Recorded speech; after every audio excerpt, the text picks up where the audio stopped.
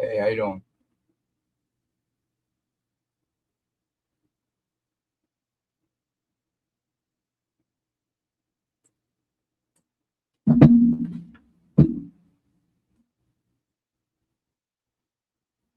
Um, just showing some files today.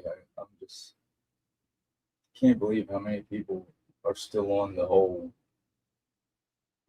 covered in blood. You know what I mean? All the whole blue. They see blue and they think blood.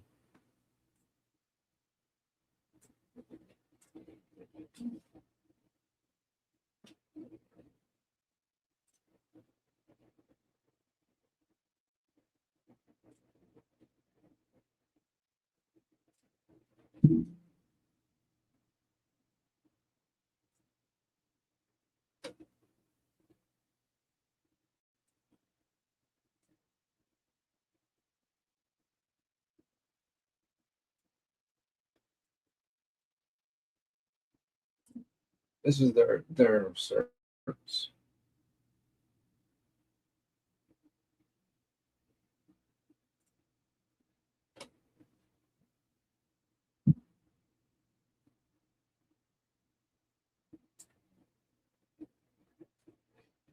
And let's see here. I had it all marked, but I forgot to save it. So once again, y'all just gonna have to bear with me. Can you see that? Can you hear me? Everything good?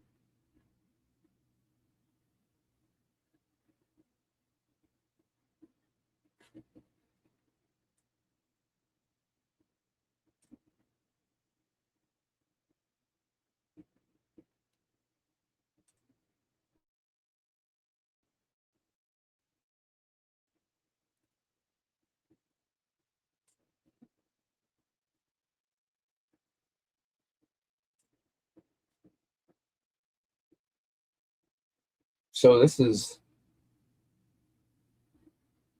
ISP is this Pitt County Sheriff's Office is they use all the same thing. ISP is standard for everywhere for the whole state, of course.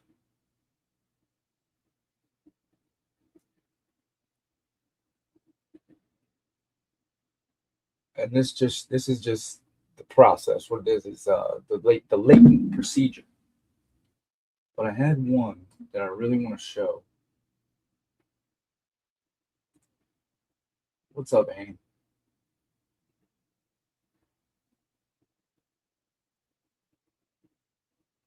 Oh, nobody reads books anymore, would you? Hey, Kathy. Code is nothing. You didn't read that.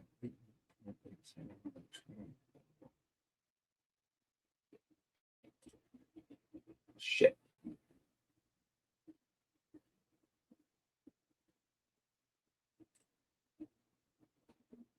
Yeah, so do I. I was just running my mouth.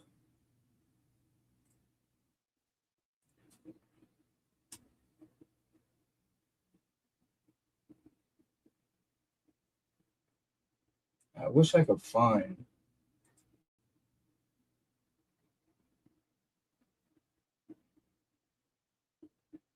where it's at. Here we go.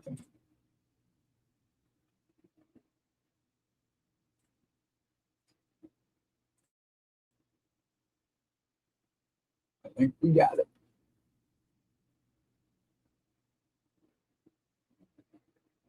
Wow,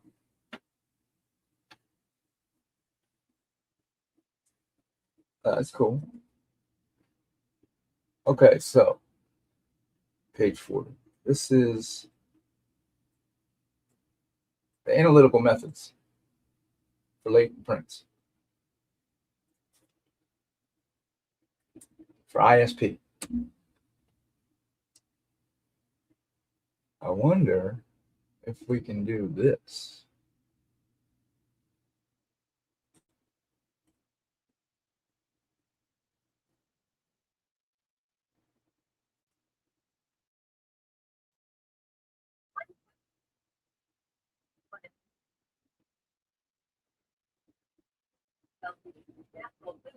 Can you hear that?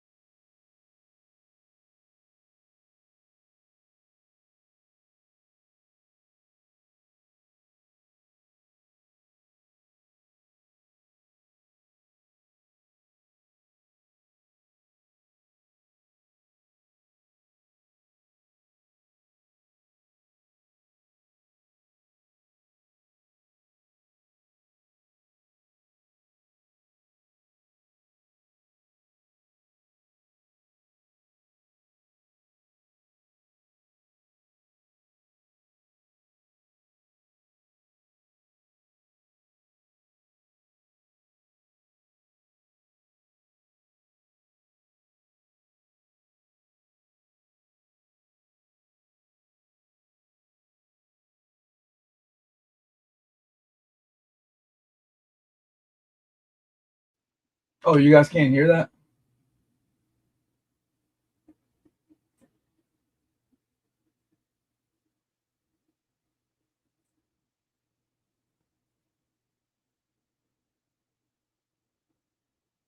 Okay, I had it reading loud, like reading it aloud. I don't know how to.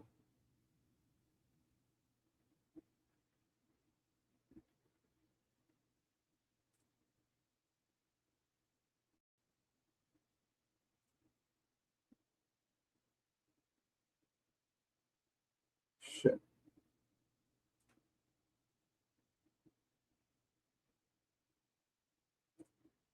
Well, I'm not fucking reading this whole thing. I wonder if.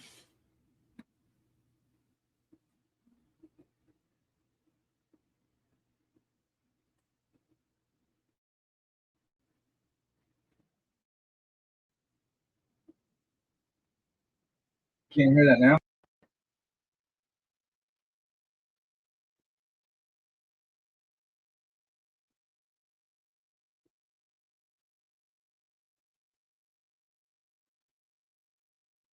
You didn't hear none of that? Son of a bitch.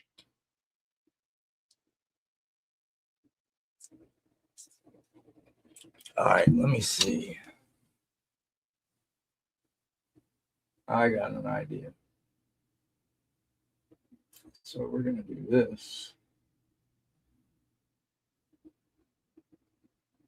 Okay, we don't need to read all of this, right? So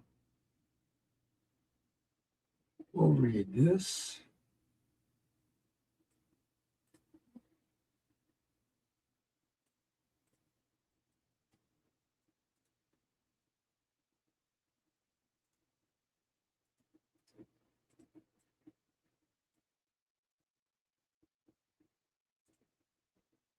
I can't copy and paste from this shit? What the fuck?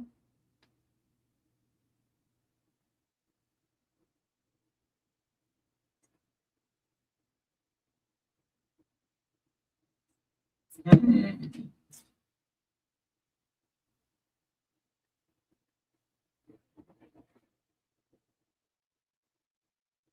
wonder if I can do it like this. Let me know if you can hear this.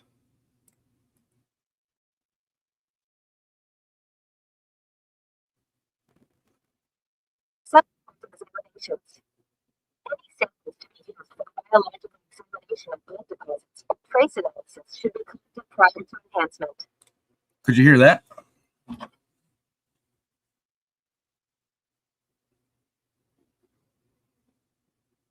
Hey, Matrix.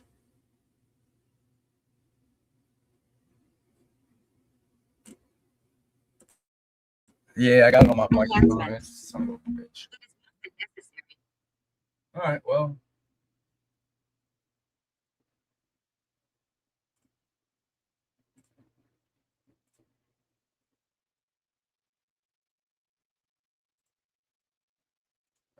Looks like I'm reading.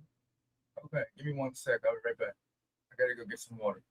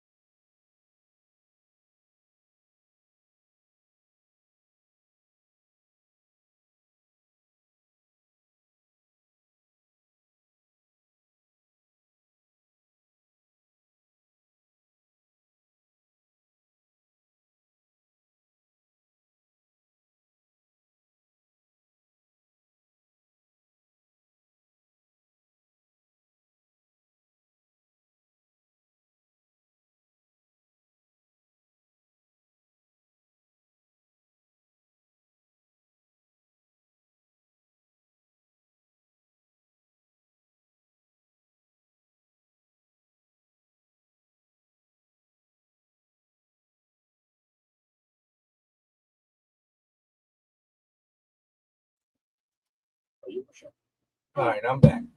Hope you guys don't mind listening to my voice. Can you hear me?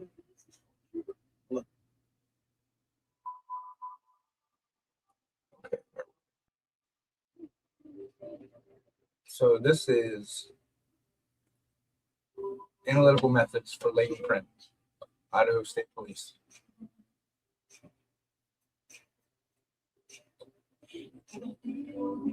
Shit.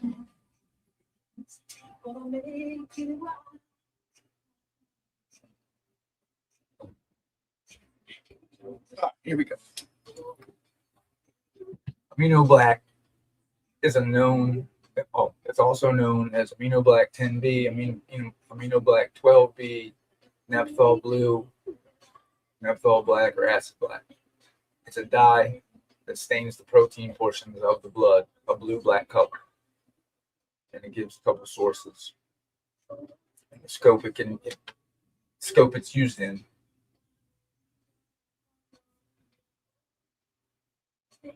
What song? So blood contaminated prints may be processed with amino black to detect faint deposits of friction-ridged skin impressions. It's generally used on dry blood stains on non-porous surfaces, but has been successful in developing prints on some semi-porous and porous surfaces as well. When used on porous or semi-porous surfaces, consideration should be given to the potential for excessive background staining, like the handrail going to the third floor. Amino black will not detect the normal constituents of latent prints and therefore must be used in the proper sequence with other latent print processing methods. Blood must be fixed prior to the application of amino black to prevent the liquid solutions used in the process from washing away some or all of the blood deposits. And this is coming right from the ISP. This is their documents. There are two different formulations of amino black. One is methanol based, and you can use that with fuming, like you know how you use super glue to bring prints out.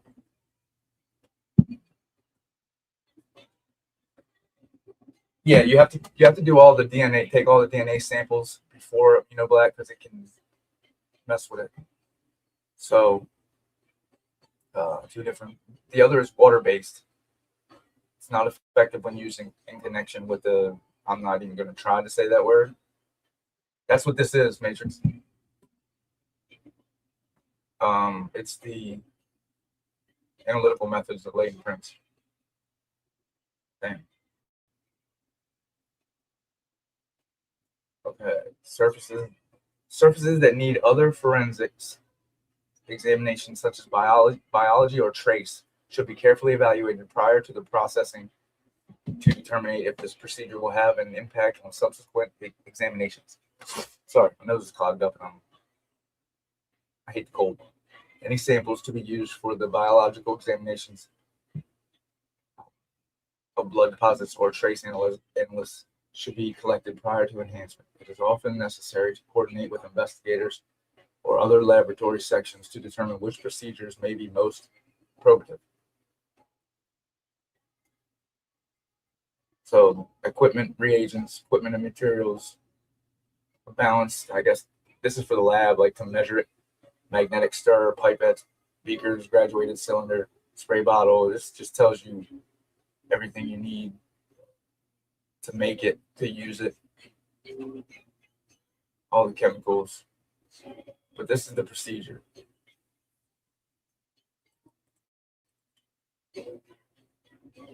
So you have to determine if samples for biology should be taken prior to processing. That's what they do with the orthotolidine. They test the samples first with a swab. Conduct control tests using prepared blood slides stored in a laboratory refrigerator. That just magically blew up. Methanol-based amino black. Fixed impressions using heat, methanol, or this, whatever the fuck, cyanocrylate. Yeah, okay. That's probably something that's in our ice cream or cereal and all that shit.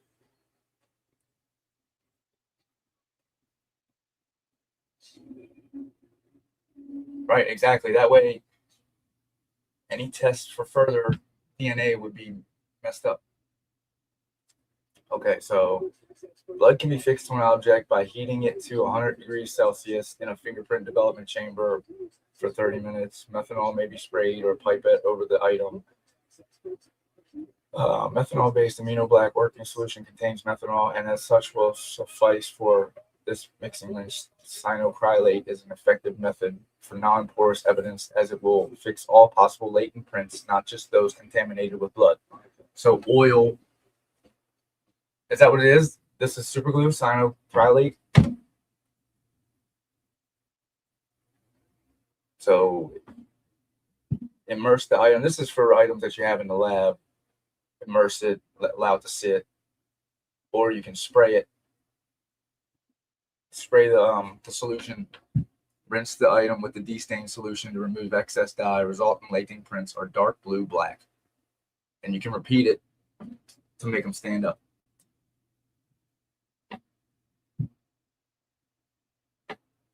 The only thing that they say they tested with amino black in the kitchen is the edge of the countertop. That's what they said. But who knows? Let's see. I'll allow it to dry, and that's the methanol base. The water base, you still have to fix the impressions. Oh, well, I guess you don't. You just submerge the item in water-based fixing solution. Blood can also be fixed to an object by the same thing by heating it. Pyrosilate is not an effective method for fixing blood in conjunction with the water-based amino black formulation. Oh, I know, but I'm just saying they only used amino black. They say in the report to test the edge of the countertop. All the other places they tested in the kitchen was with orthotolidine. You have to use orthotolidine first. And that's not a liquid that you pour everywhere. That you swab it, and it's like hydrogen peroxide, but it turns blue, and it's on the swab.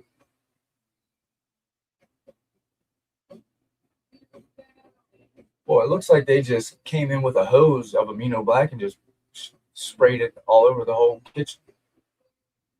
But it's from where they rinsed it. Just rinsed it and didn't clean it up. This says you're supposed to clean it up. Where it said, hold on, where did it say that? Evaluated for stability for comparison. Prints deemed suitable for comparison should be marked and photographed. It says somewhere that you're supposed to clean it up.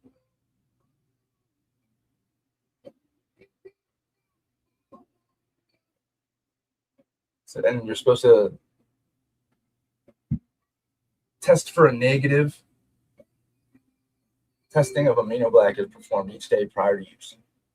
Methanol control tests are performed by the application of a reagent to a slide prepared with a smear of blood. The area surrounding the smear should be the negative. So you make sure you know which is which. Water-based controls of the tests are performed by the application of a fixing solution, followed by reagent to a slide prepared with a smear of known blood. The area surrounding the blood smear shall serve as the negative control. An examiner shall not proceed with the processing of the evidence until a control test bearing positive results that you know was a positive and a negative has been carried out and documented in the laboratory. And so I don't believe none of that was done. Right, exactly. Exactly. I don't think they did at all.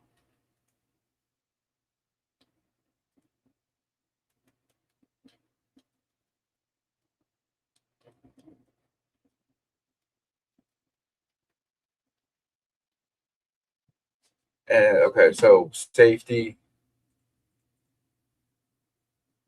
gloves. I mean, this shit's like really caustic.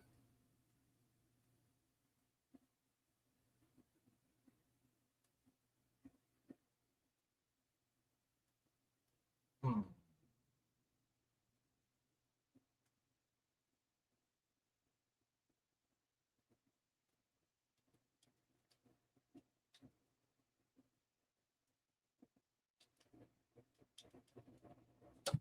Okay.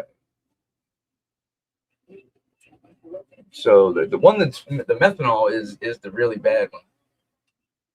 Well, this is theirs altruistic. This is ISP. This comes from ISP. It's all corrosive. You know, I don't know which one they used. I think they used the water based. Handle it carefully with gloves. Don't let it absorb through the skin. Go to poison control basically if you touch it.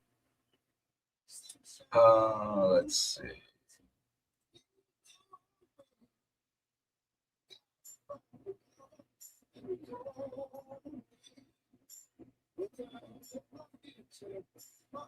There's one place where it said that you're supposed to clean all this shit up. Oh no, it's not. But this is the standard. Are you talking about for this or the actions of law enforcement?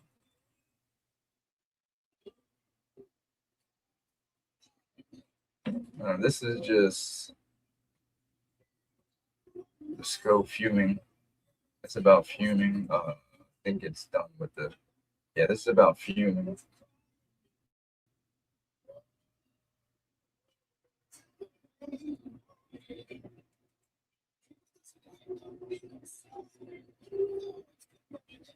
Oh yeah, I mean it only takes one high up.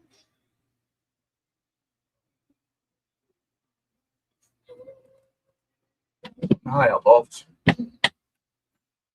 Right, exactly. I want to find out where it said that.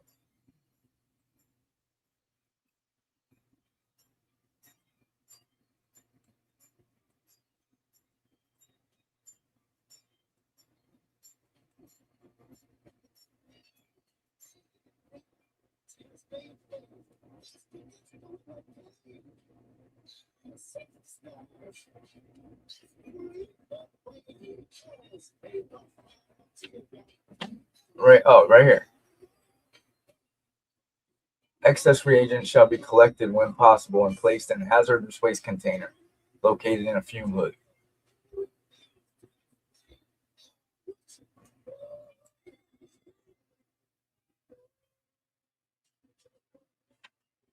Let's see what's else.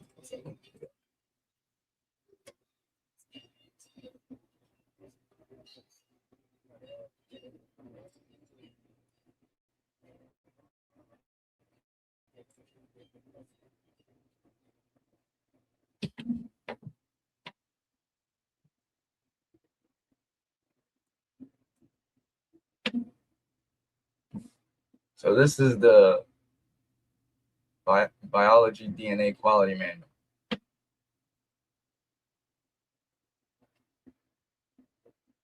Right, exactly. Either water or methanol, they should have removed the excess dye. Those who serve their spouses and children, the generations that follow. Those are we can probably serve them because you take care of love. It says it right here too. Reagents prepared in-house.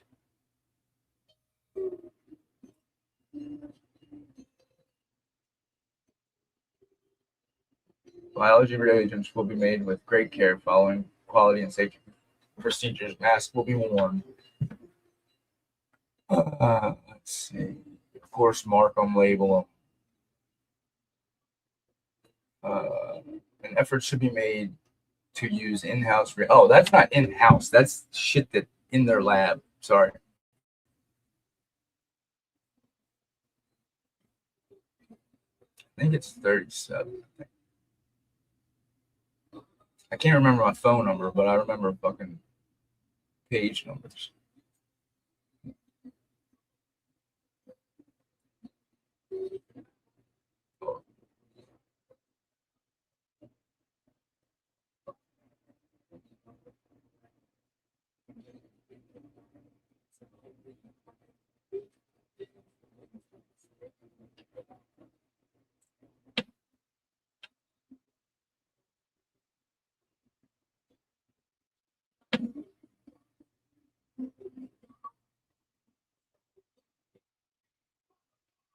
Where's the crime scene?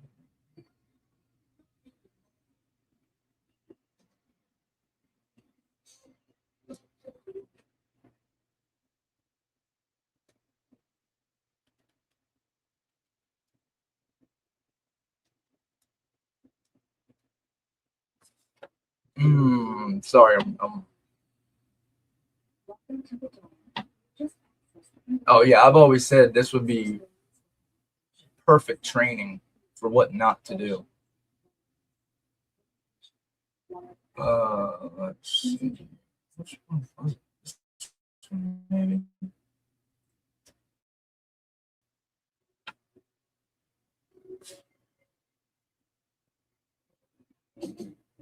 This is the training manual for latent prints. ISP.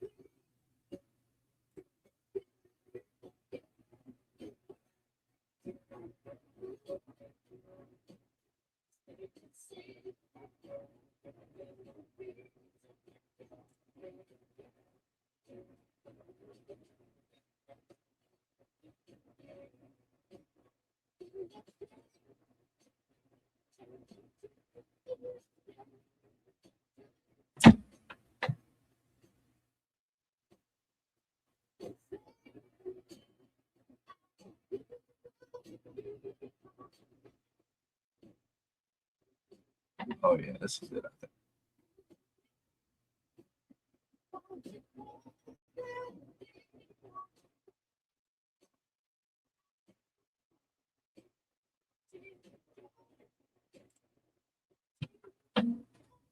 This is the processing technique from Black.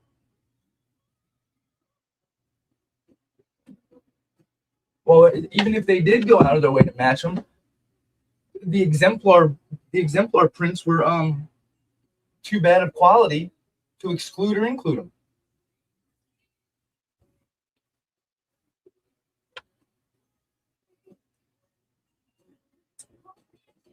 Blood is composed of red blood cells, white blood cells, and platelets suspended in plasma. Red blood cells contain hemoglobin, a protein that carries oxygen from the respiratory to the remainder of the body. Protein is made up of 4 heme groups. There are 2 types of blood enhancement methods used in forensics: ones that react with the heme group to imply the blood is present, and ones that react with the proteins and their breakdown products. The methods that react with the proteins are not specific to blood, but still tend to be sensitive methods due to the quantity of protein and protein breakdown products in blood. Amino black is a stain used in the latent print section to enhance the protein component of bloody prints. If blood is suspected, other presumptive blood testing techniques may be needed to be utilized. Well, maybe needed to be needed. Yeah, okay, you get it. But this is the pretty much the big one. If blood is suspected, other presumptive blood testing techniques may need to be utilized.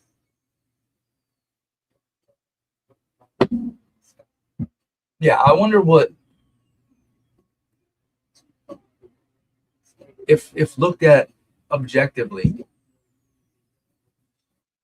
what Brian's PhD class would think of this case. Let's send high-speed digital fingerprints. Right. They numbered all the shit wrong.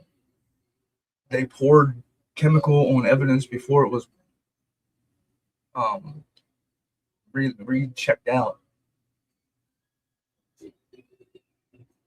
So amino black is not like an all-out test for blood. Yes, exactly, Matrix. That's what all the markers are for. Also, you mark where you think blood is. The techs come in, test it, they swab it, test it. If it turns into be blood, they swab it again, put it away for a sample, mark it, sign it, seal it. And then in areas where you think there may be prints, like oil, hand oil, maybe blood prints, or like that footprint, you test it with amino black kind of chemicals.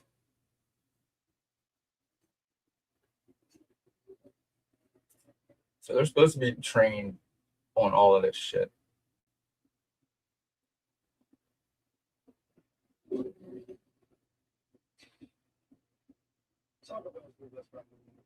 It was one of these for. I think this is it. Dye stains.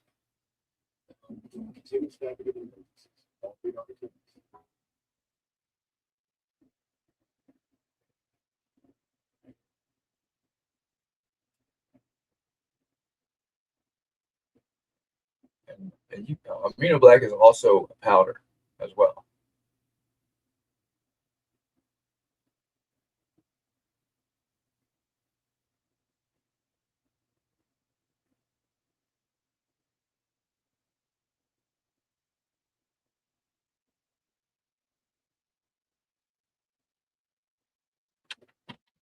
Uh, it's the Facebook trip.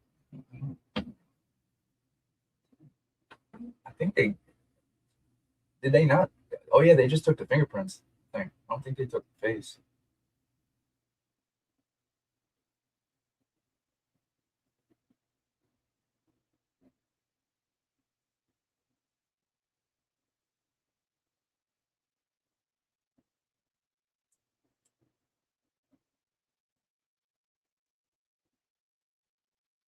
Yep, whoever said that was right. Then why don't they just say super glue? Hey, Mamos.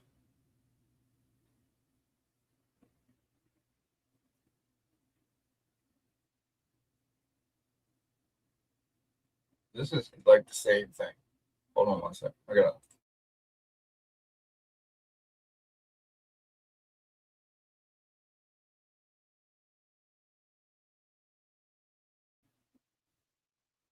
Had to hop some shit up.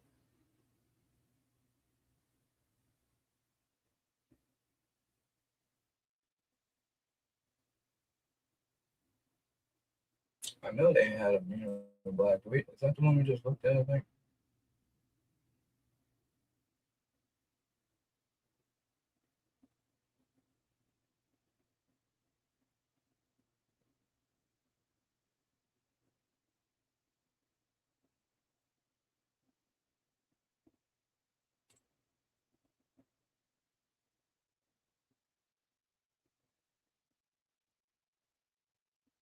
Hey, how you doing, turquoise? And another one I got, and maybe it was this one. I can't remember. I've looked at so many different things today. We're going over Idaho ISP's amino black procedures.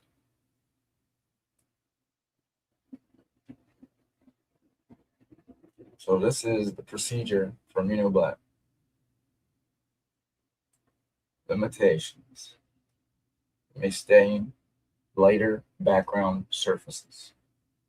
Amino black will not detect normal constituents of latent impressions. Therefore, amino black must be used in sequence with other processing techniques. It is essential to develop any traditional latent impressions prior to treatment with amino black. Careful treatment with powders before the application of amino black will not interfere with its process. I'm not even going to try it. If used, must precede the application of amino black.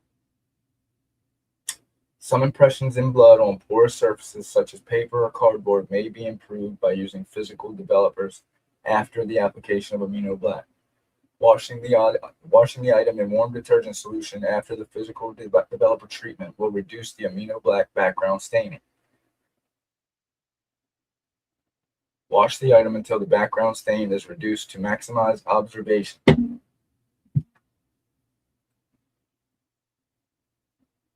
Yeah, I don't know any police.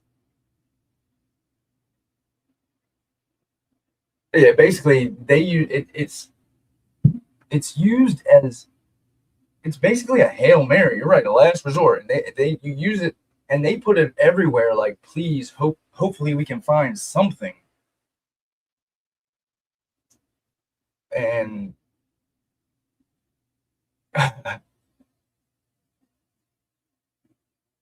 it's like they just spread it everywhere with a hope and a prayer. Should only be used in well ventilated areas. Eye protection should be worn.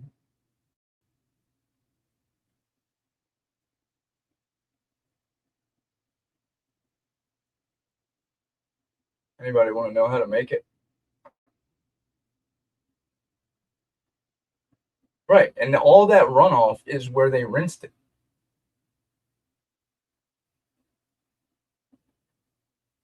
Application. Examiners shall produce a self-made test print to be processed concurrently with the items of evidence. Amino black may be applied to evidence either by using a spray bottle or by dipping the evidence completely over the target area and allow development for 3 to 5 minutes. Rinse the item with tap water to remove any excess reagent after development. Remove the item from the solution and allow them to dry completely.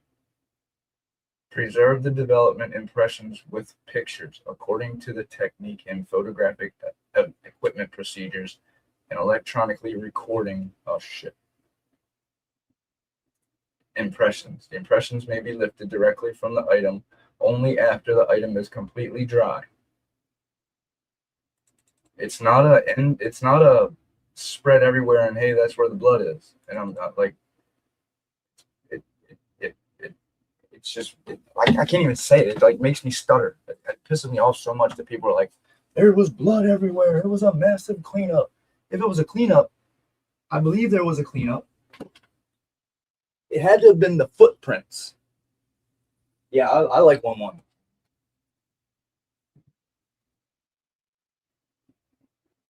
If I was a better YouTuber, I'd like to have like a better live person. I'd like to have them on here. But I believe that too altruistic. It was like a photo op because exactly what everybody's thinking now is what people on the jury might think. all that blue is blood. The damn chemical is blue. It's called it. It's blue to start out with.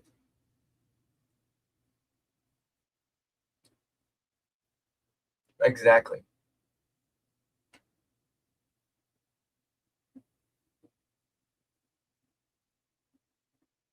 And I also found their what do I got? Latent allergy. It says latent examiner, latent analytical. I got their CODIS methods. Remember how they said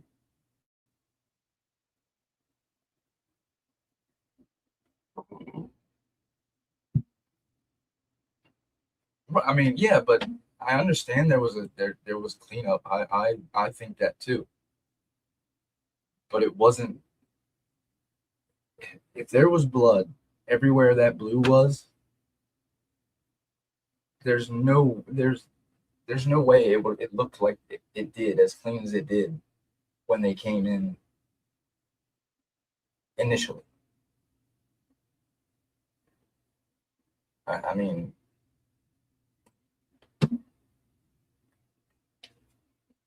I believe the cleanup was footprints. They the trail. You know what I mean? That way to confuse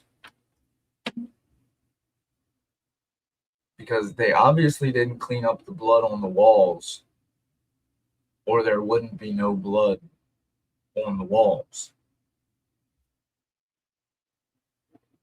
I mean, maybe I'm an idiot. If you're gonna do a cleanup like that, why would you leave little spots of blood everywhere?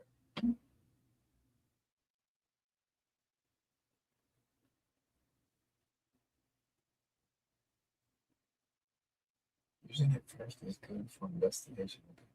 Yeah, to throw off everybody. So remember they said um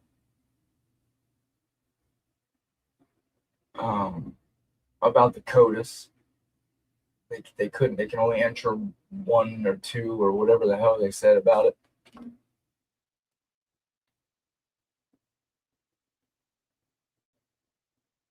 Uh, Sample entry upload.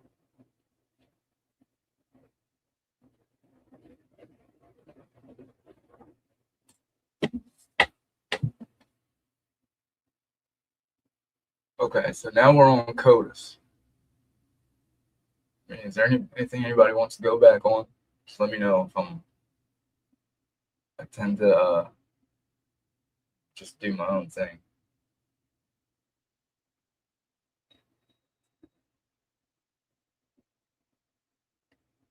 Right, they couldn't enter more than one person in their CODIS. Right, and if they entered something, it would knock out something else.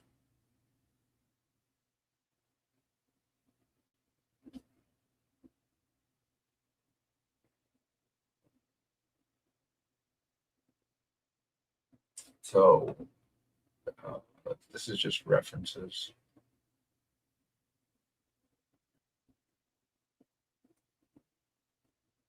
It's not right, not at all.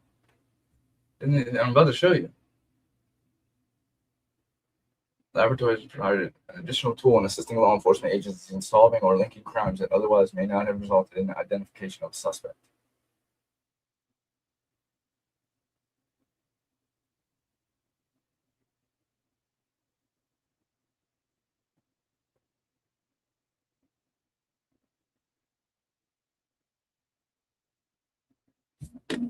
Profiles in forensics. This is okay. Let's start. It's the responsibility of forensic scientists to generate profiles from convicted offenders or forensic samples, determine CODIS eligibility, review other scientists' profiles, and enter their profiles into CODIS, and notify CODIS administrators of any potential problems. CODIS administrator is responsible in part to serve as the laboratory's chief point of contact, maintain CODIS software, security, and upload profiles. DNA profiles entered in CODIS will be done according to CODIS and NDIS Operation procedure that Idaho currently follows allows for data entry into the following indices: offender, unidentified human remains, missing person. So Idaho currently allows for data entry into the following indices: offender, convicted offender, unidentified human remains, missing person, father, mother, biological child, mother, father, sibling, deduced missing person, missing persons, maternal relatives, forensic mixture, forensic partial, forensic unknown, forensic targeted, and state only. Profiles entered into forensic mixture partial targets and state only indices include both solved and unsolved cases in which the profile is associated with a crime and believed to be attributable to the purported perpetrator. Suspect references samples and profiles matching the victims and or any elimination samples may not be entered. Suspect reference samples and profiles matching the victims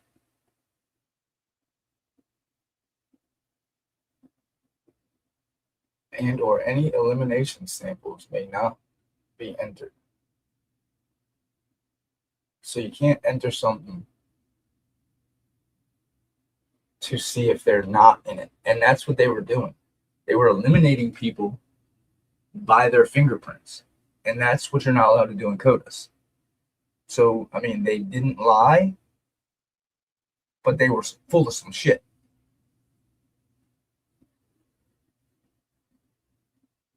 Well, no, because they thought he was a suspect. Suspect samples and profiles matching the victims. So you can't run their father or mother through CODIS. Hold on. Only indices including both solved and unsolved cases with the profiles and associated with a crime believed to be attributable to the purported perpetrator. Suspect reference samples and profiles matching the victim and any elimination samples may not be entered. Profiles and forensic indices must meet the eligibility requirements, including ethical match criteria. Profiles in the state only index must include a minimum of 7 LOCI and meet the match estimation of no more than 1 in the current size of the Idaho database. Exceptions can be made to the state only threshold and approval for CODIS administrator specific. I don't understand. I mean, I do, but that's written weird.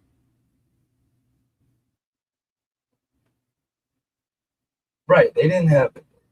That sounds to me like Steve G wouldn't be able to be ran. And that's only for the state only. You're not going to run. You're not running these people in the state only. You're not seeing if they're in the state. You know what I mean? This says, where does it say? Profile entered into the forensic mixture, partial, targeted, and state only. So you send your shit to forensics, separate it, and then run it. They just were lazy, and I've always said that they're fucking lazy. Forensic mixture, partial, targeted, and state only indices.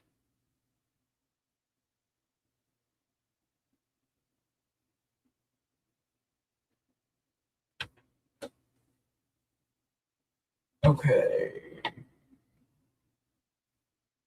To provide the scope, the provider and mechanism to ensure accurate data entry for all offender and forensic database samples. For all.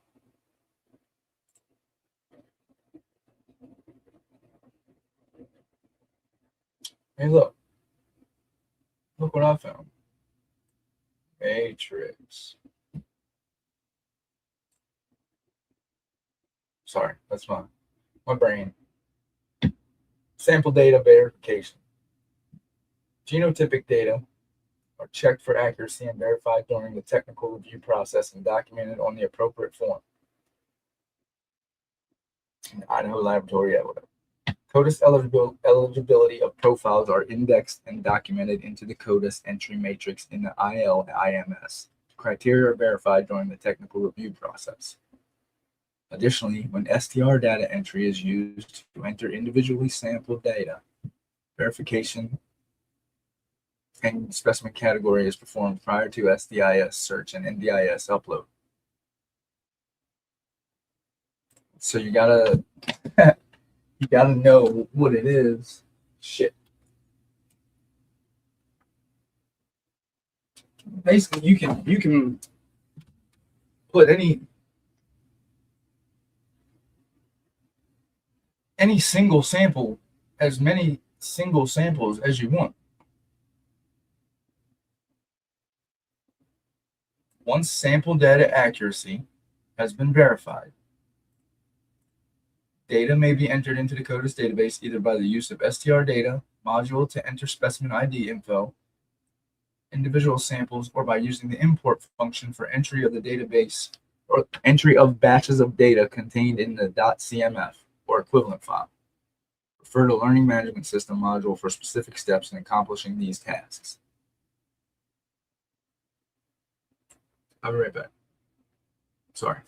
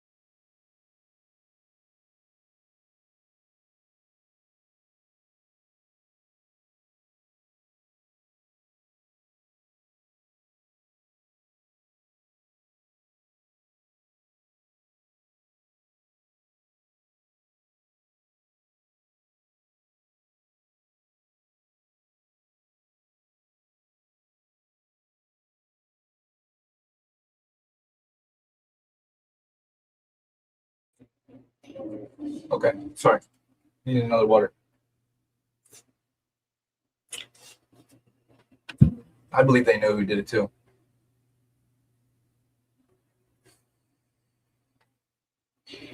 Okay, so basically what you do is you take your DNA sample, you run it through your lab, identify it, and then you run it through CODIS to see if they're in the system.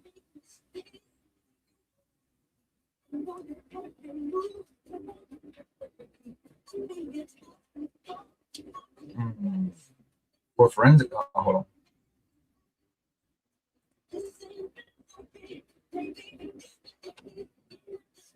Okay, you read that. 4.2.1.1. For forensic specimens, analysis will enter eligible profiles into the unreviewed forensics index prior to submitting the case for technical review. A copy of the CODIS entry sheet documenting the intended index and a case number shall be attached to the ILIMS along with the necessary match estimations.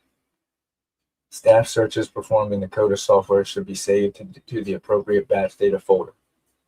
During the review process, the reviewer will verify the case number, specimen ID, allele cells, and relevant match estimations. Once accurate, the reviewer will initial and date the CODIS entry and provide it to the CODIS administrator. Alternatively, Jesus Christ, Why can't I say that word? Alternatively? Is that what that's supposed to be? Alternatively? Alternately. Wow. Alternately, samples may be entered into the unreviewed forensics index by the CODIS administrator on behalf of the reporting analyst prior to technical review. If the administrator is a technical reviewer, a second qualified analyst will complete the review for CODIS entry sheet. They will initial the CODIS sheet and provide it to the administrator.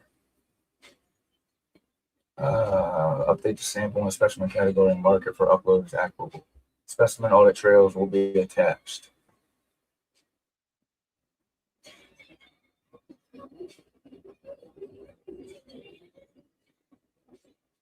Okay, let's see. Second reading, import function.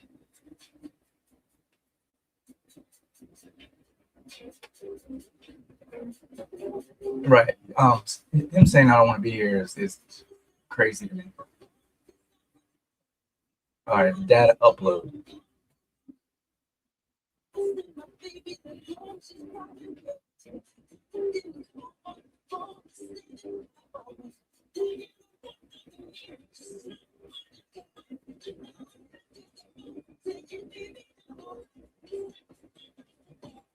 Yeah, he should have been either conflicted out of it or biased, like put on the. I don't know if judges can be put on the Brady list, but this is CODIS data upload. Prior to uploading eligible samples to NDIS, the search of SDIS is to be performed to identify any potential matches on the state level. This is typically done by running the auto searcher function in the software. There are various reasons that some samples present at SDIS should not be uploaded to NDIS prior to the NDIS upload. These samples will be selected in Specimen Manager and unmarked for upload. Generally speaking, an incremental upload will be performed in Specimen Manager. Incremental upload is checked on the upload pull-down menu and send upload is selected. The upload is sent to NDIS as a message attachment via Message Center. If any candidate matches are identified as NDIS, and a match message will appear in the Message Center, and they will also be reflected in Match Messenger for hit verification. What the hell does that mean? Various reasons some samples presented that.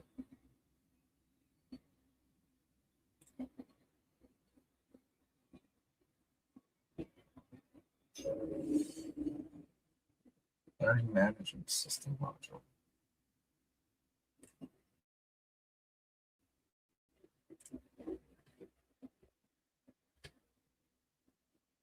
That's really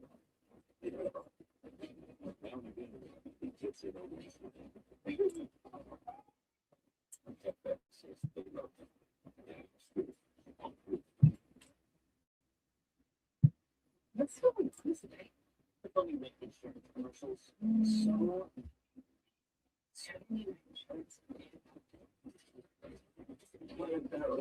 There's nothing to do there.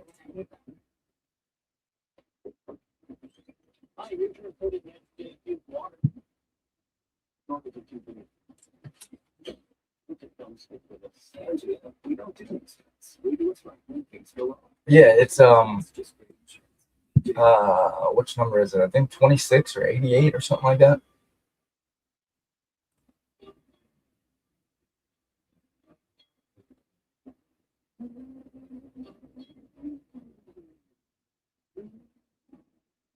I'm trying to find that what it said that learning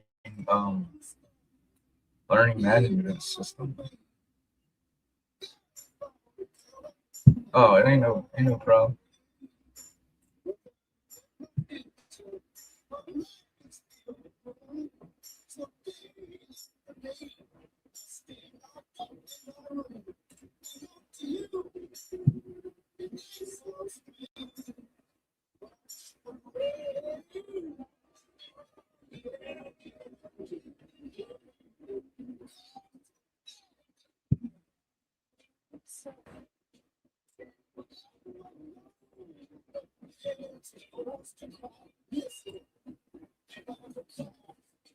Mm.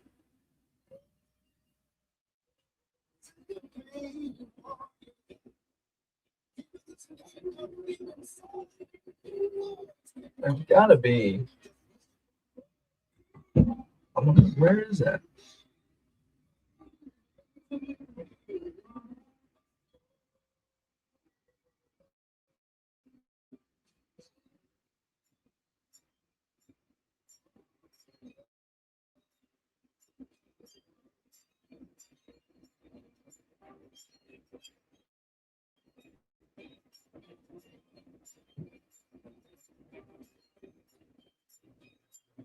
Oh, this is instructions for collecting and submitting a DNA sample for a convicted offender. Pressed against the window pane. Why is this loading?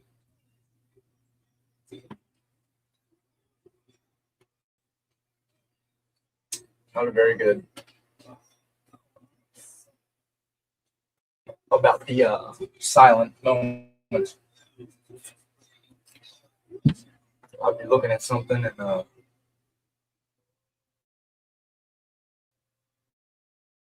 just forget I'm doing something.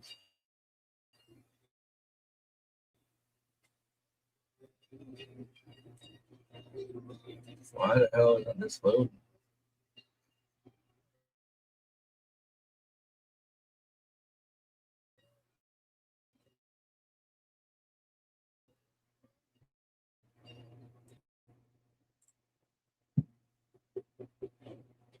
Learn that the learning thing is that this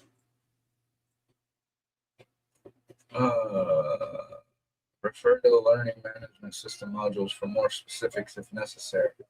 I wanted to know why, what are the various reasons that SDIS samples should not be uploaded to NDIS? I want to know why. What are the various reasons? Well,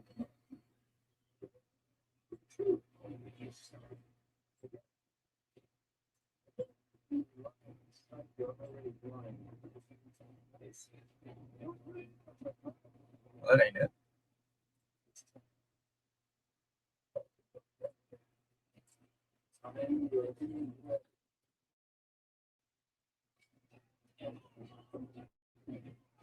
Oh, let's see if it's here. Especially recent years, convicted offender samples added to the database. We invite you to track the number of investigations.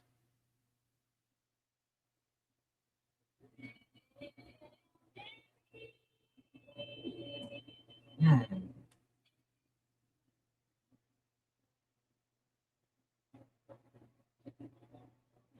It's crazy how old the government's electronics and technology is.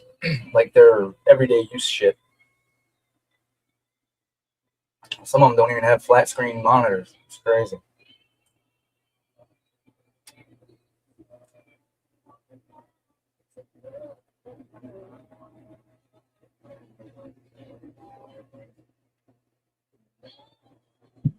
All right, there we go. Maybe this is it.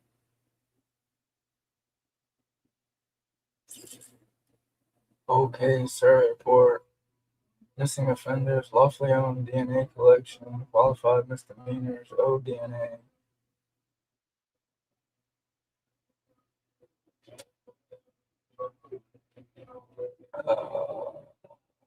Purpose area.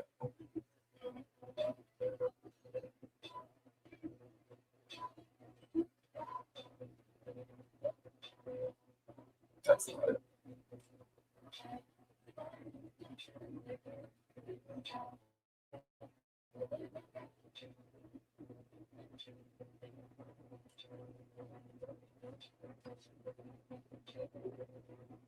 Right, they're basically the school's private security force.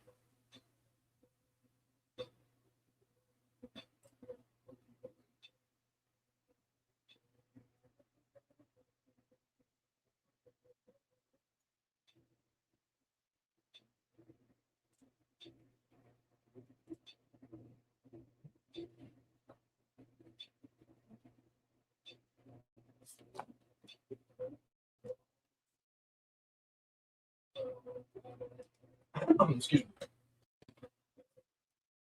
A shocking press smash we had. We were filing the thing.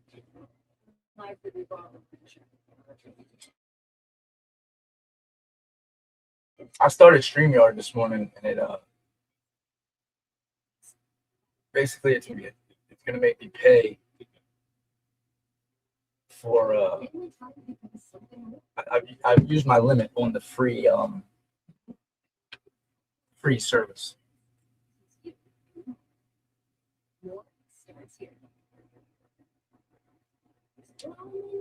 Right?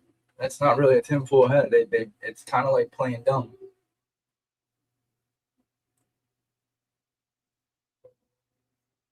I think that's what I had.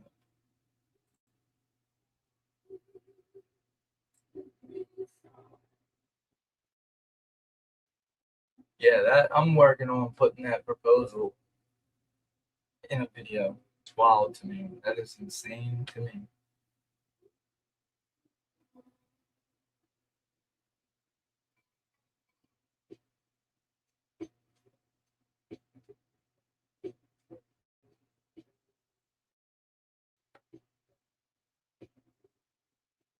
I believe he put the he was getting ready to shine light on all the sexual shit in Pullman.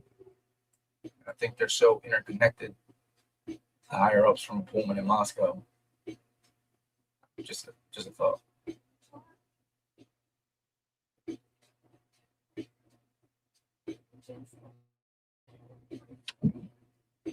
database. I'm gonna go my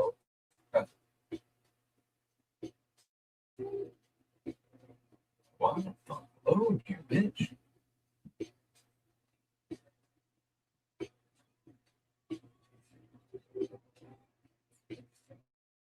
It's foul. It can't be ignored. It cannot be ignored. There's absolutely no way possible that you can ignore that. Step by step, laid out the process of what exactly just happened to him. And sometimes I think, like in the back of my head, why isn't this working? In the back of my mind, I think that did he do this for like is that his plan? Like to incite change in the justice system? Like did he do this all on purpose because he knew that this would happen and that's why he took the plea?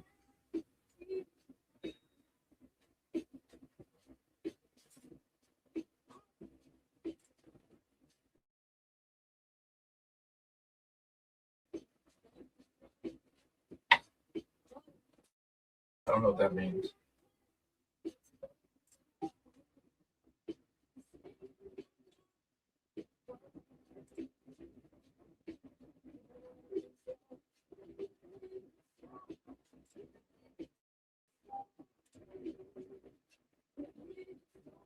There, right, exactly what she.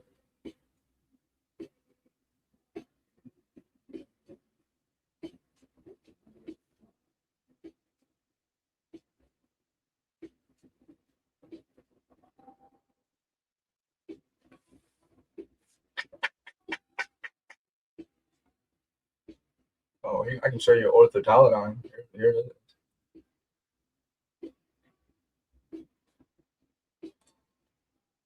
All right.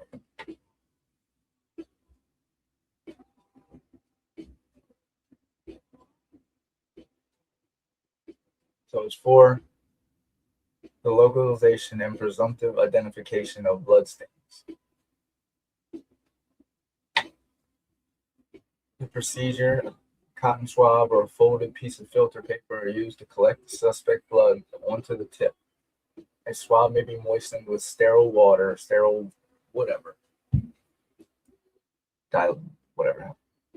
Swab the filter paper with the suspected blood. Put the drops of Taladine on it. And it's basically hydrogen peroxide. And if the suspected blood, add 2 drops of Taladine, wait 15 seconds. appeared or absence of the blue-green color reaction should occur rapidly. So it'll either turn blue or it won't on the swab, not the floor, not the steps. This isn't amino black. This is not what's turning black, turning blue in the kitchen. This is orthotoledone. This is what you test before you use amino black. This is the process before. Let's wonder if I can do this.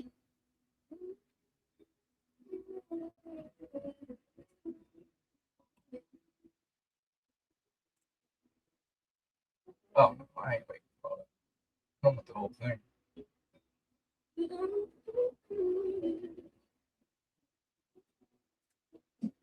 And I believe the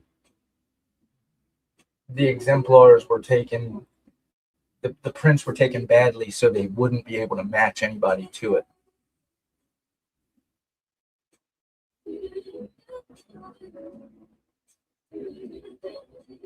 Hold on, somebody's at my door. Here, y'all can read that. I'll be right back.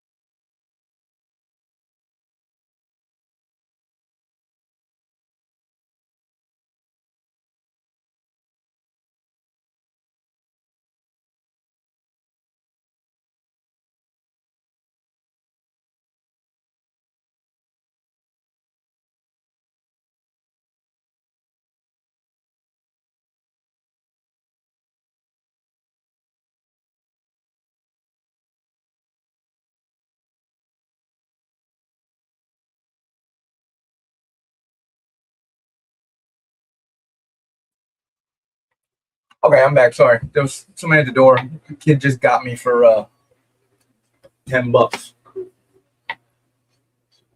I'm Eastern lag time.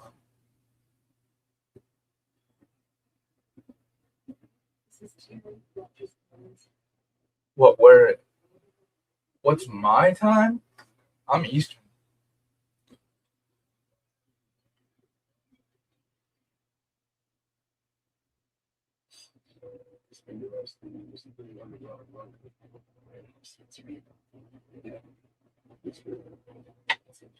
It was Molly actually. She was bringing my DoorDash.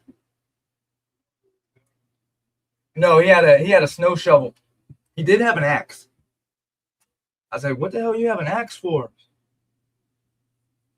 And we got ice. Like we got like 7 inches of snow and like a half inch of ice. And it snowed last Saturday. Like you can like you go outside and walk on the snow and you don't even drop down on it. It's just ice. Like we were ice skating in the front yard. If Mom showed up here, I'd be her Grim Reaper. She ain't never met nobody like bust her ass in her head. Just because I'd say I was scared. I'd say I don't know. Everywhere she goes, somebody dies. So I was scared for my life. I'd invite her in that way. She was in the house, but that's never mind. I don't know what Grim Reaper is. She's just a fucking junkie. Sorry.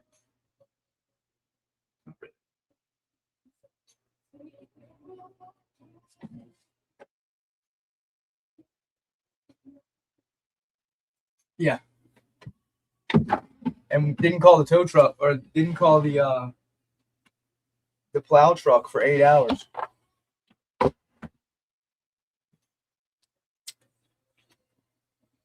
If you can believe it. But the craziest part, I've never had never well that it happened one time where it was so cold that you could walk on the water, like walk like the creek froze. And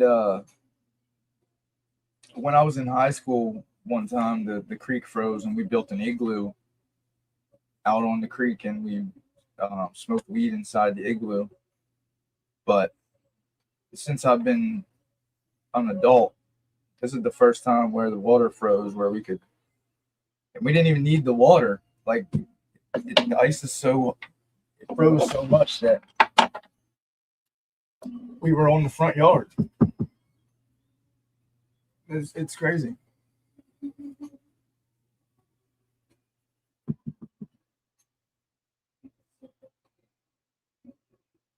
But it's like I had to dig my car out with and my stupid ass. I'm trying to get the car out, well the SUV. I'm back and forth and back and forth and back and forth. And I didn't have it in 4-wheel drive. I put it in 4-wheel drive. It went right out. Oh, I ain't getting snowed in anywhere at all. Oh shit. I was out the day of. Um I give me a front wheel drive car. I had a there was a blizzard in Maryland.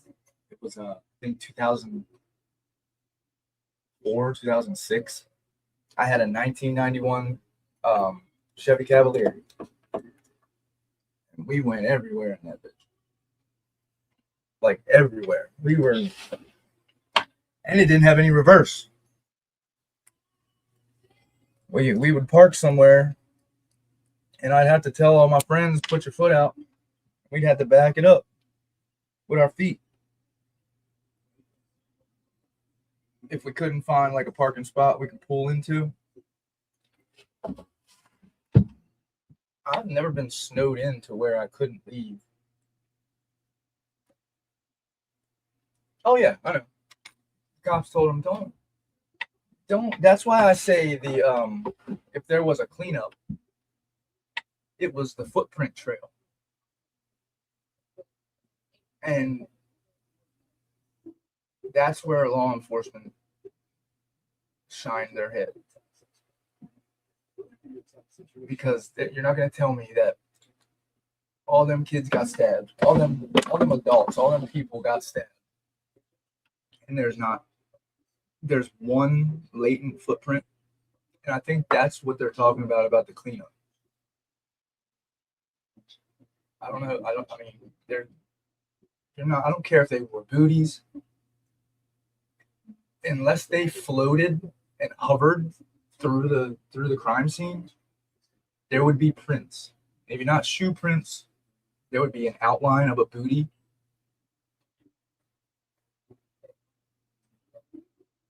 Right, and exactly that's why they came in. They were walking all throughout the house.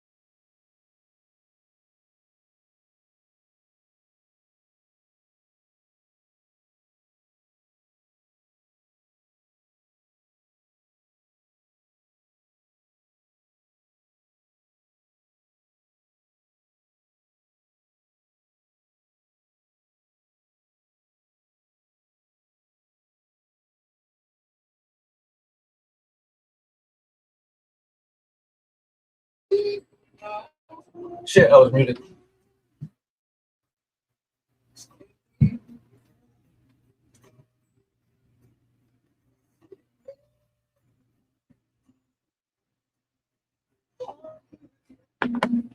God damn it.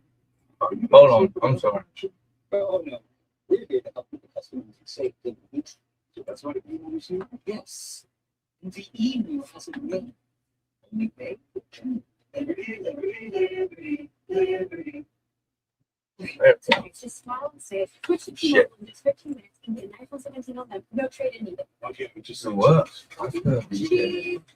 Oh yeah, the Supreme Court, I think, is going to come in and turn this on its head. All right, let's see. Scene security and precautions. Presumptive blood tests.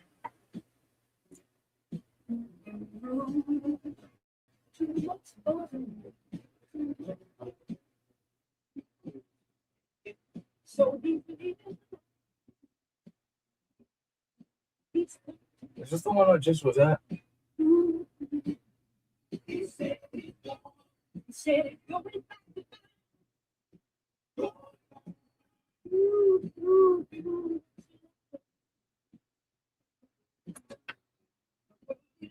I want to find if it says that it's okay to leave DNA samples at the crime scene overnight.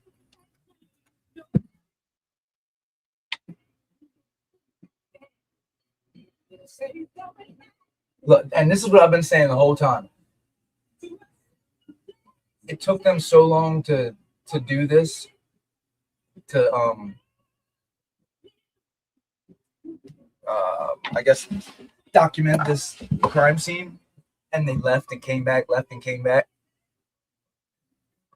You're supposed to do it, and you're not supposed to leave until it's done. And right here in their own document, shit. Anyway, right here.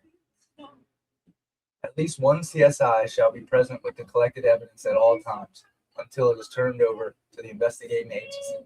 If one CSI cannot be present, the evidence shall be held in secure location. A crime scene response vehicle may be used as a lockable temporary evidence storage device or location. It doesn't mean leave it in the scene overnight.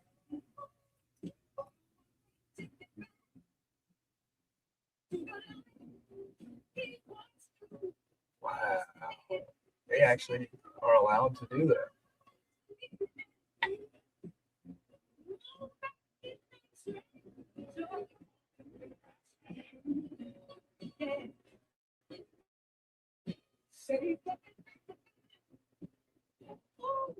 The CSI shall establish a secure area on scene for the temporary storage of evidence following initial collection that maintains its integrity and preserves the chain of custody. If the CSI must leave the scene for a short period of time and the scene is still under the control of the investigating agency, the agency may remain in its, the evidence may remain in its temporary storage location within the scene. If a scene is being held for multiple days and the scene is still under the control of the investigating agency, the evidence may remain in the scene. Wow. Evidence should be maintained and stored in a secure manner that can prevent and detect tampering, alteration, loss, or contamination until it's turned over to the investigating agency. Evidence should be uniquely identified with its documentation. Wow.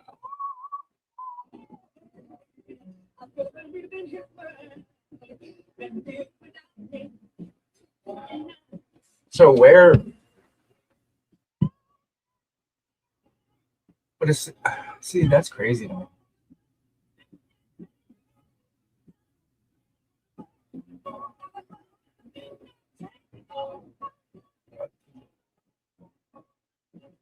They shall establish a secure area on scene.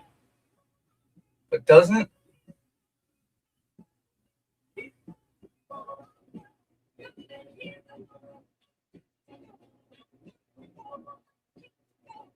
that, did they, I didn't see anywhere where they did that. That's crazy. That blows my mind.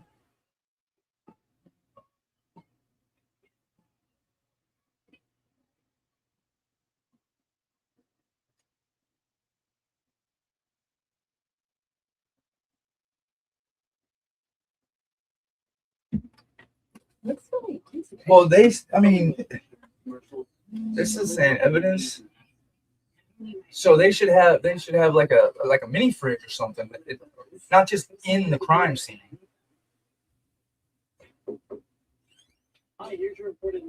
But was it under the control?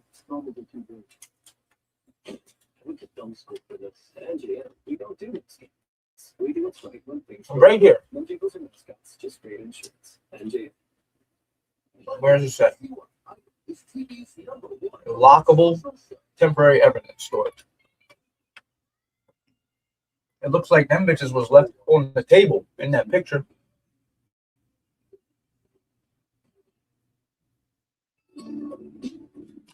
That's crazy. I've never heard no shit like that in my life.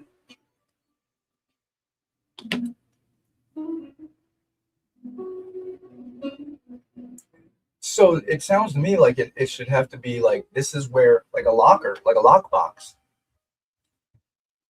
Yeah, that was the mini fridge at the department at the ISB evidence or crime scene, whatever.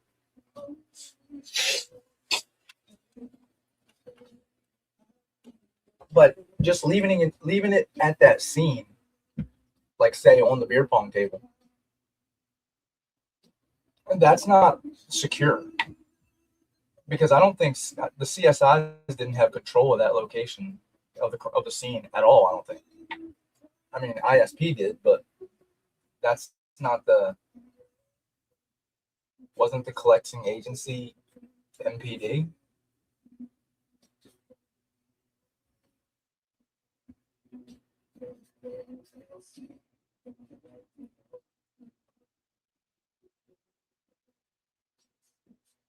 And what?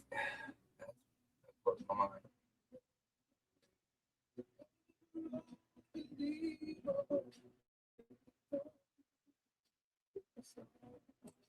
All right, let's check this. Security and precautions of the scene. Oh, they're super in question.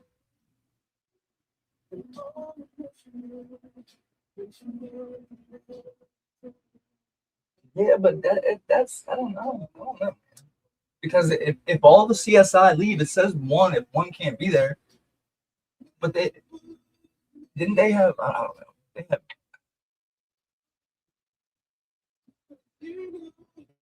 okay. Crime scene should be secured by the agency investigating the crime.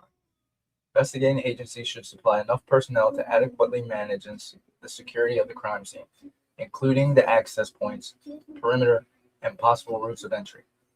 If the scene has been held for a prolonged period of time during which there was minimum law enforcement staffing for security, the scene should be re-cleared by law enforcement prior to the CSIs entering the scene. The investigating agency may consider placing seals across access points of the crime so that personnel can easily see if they've been broken, which they did that with the windows.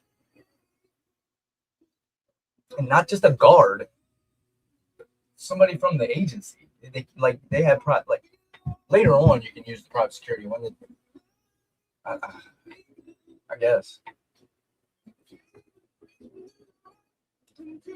For any circumstance in which CSI determines that additional personnel are needed to ensure their safety on the scene, ISP detectives and troopers may be dispatched to provide additional safety.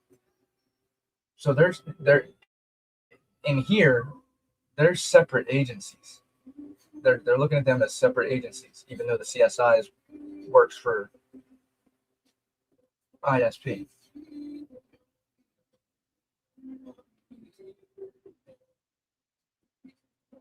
And here we go. The CSI shall review the boundaries established by the investigating agency in order to determine whether the existing physical barriers are adequate or if alterations are required. The boundaries shall enclose the furthest immediate physical evidence connected with the scene. Movement throughout the scene should be limited to essential scene investigation personnel only. Should I repeat that for the people in the back? For MPD, should I repeat that for MPD? Um, yeah. Once you get them to the scene, I mean, yeah, it, taking their clothes, yeah, definitely don't let them go unsupervised wherever and then return to the precinct. You know what I mean? You put them in a car, you drive them to the precinct, take their clothes, give them a jumpsuit, and question them. If they're able to be released, release them. If not, arrest them. In my opinion, waiting 8 hours to call, they should have all been arrested or detained, at least detained. Nobody should have been allowed to come up and sit with them. They should have all been locked up. Hunter might have been taken out.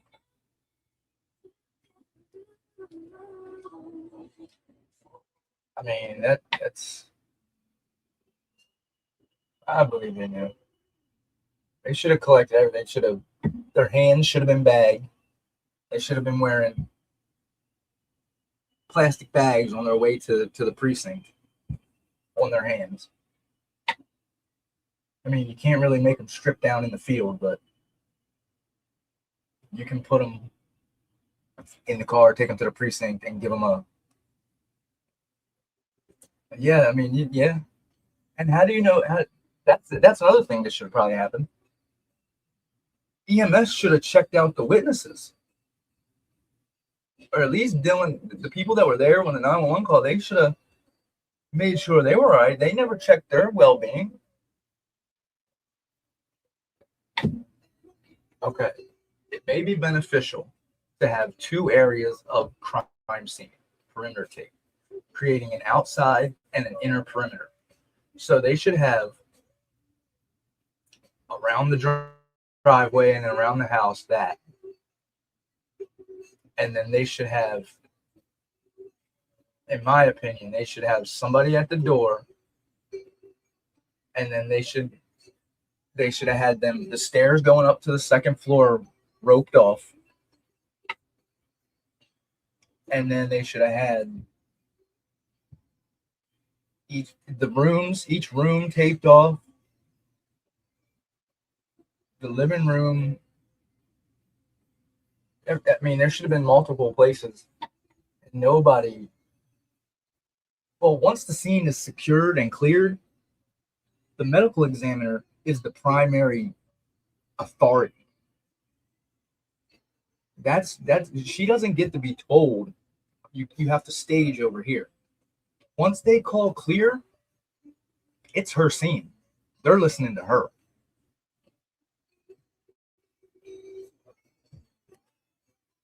It may be beneficial to have two areas of crime scene. Outer perimeter tape creating an outer and inner perimeter. The outer perimeter may be accessed by all responding personnel, while the inner perimeter should only be accessed by essential scene investigation personnel.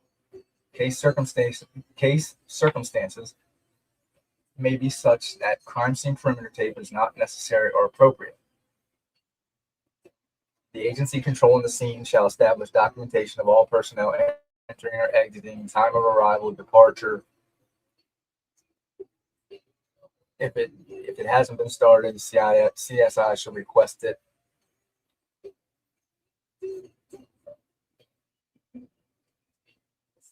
Of course, there should be a log.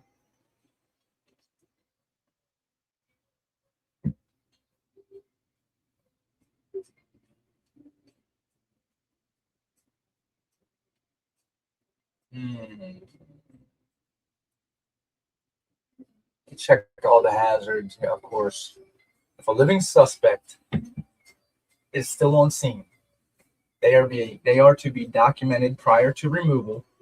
They should be moved away from areas containing evidence to avoid contamination. When searching a crime scene for evidence, CSI should be cautious as to hidden hazards.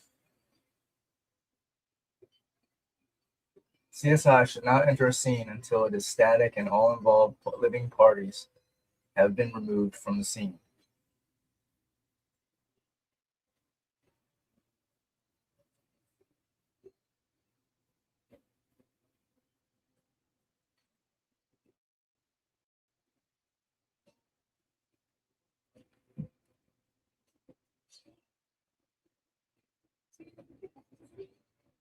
Okay, responding to a scene may involve traveling considerable distance. Overnight stays should be, I've been saying this since the beginning. Overnight stays should be considered for every crime scene response. You stay there until the job is done. You don't go take a lunch. You don't clock in, clock out, do your 8 hours, go home, and come back the next day. You're going to introduce foreign substances into the crime scene, and that's not how that shit works. You disinfect yourself, go in, do the job, whether it takes fucking an hour or 70 fucking hours. You don't fucking leave. The following factors should be considered in determining whether or not an overnight stay is warranted. Number of hours worked in the last 24 hours. Number of hours worked to return. Number of hours required to return to the laboratory. Time of arrival at the laboratory.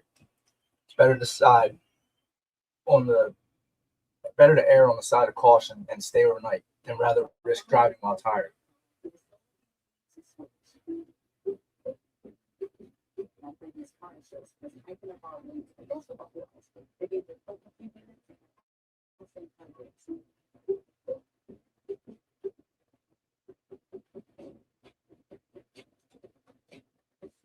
Hmm.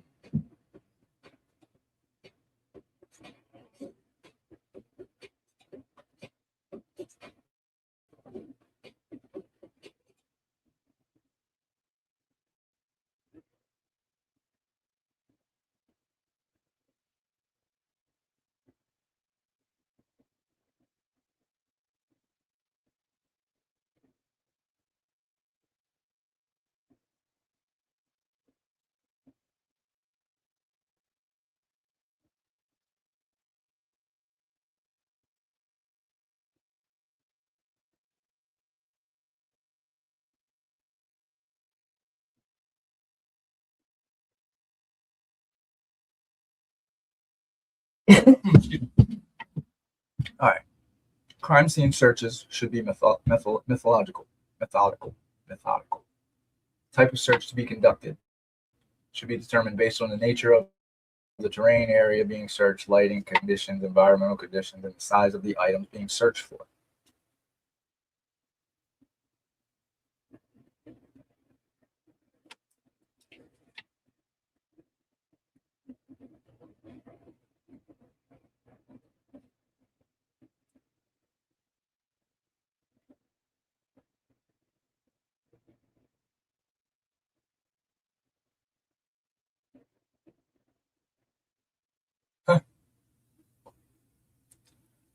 Circle spiral are common when searching interior scenes. Generally, the CSI starts at the perimeter of the room and works inward in a spiral pattern. Strip strip lines for yards, grid searches.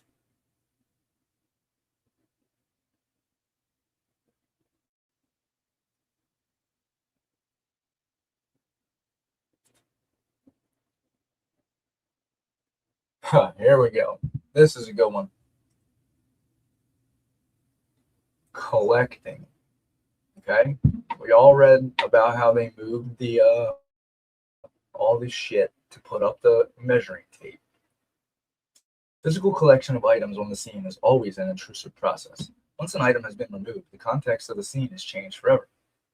If an item is moved prior to the completion of documentation, significant notes should be made as to the item's original location and the reason for moving it. An item should not be returned to its original location to attempt to photograph it. Ideally, an item should not be altered prior to collection. Some items may be altered prior to collection for specific reasons. If an item's condition is inadvertently altered during collection, it should be noted. The act of processing. See, so hold on, before we do that, remember they used photographs to put all the they put all the furniture back because they moved both the rooms or the room, Xana's room, into the bathroom, and they had to use pictures to put everything back.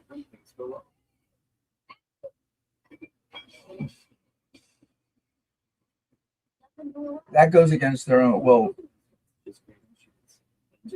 I don't know if MPD did that or ISP did that.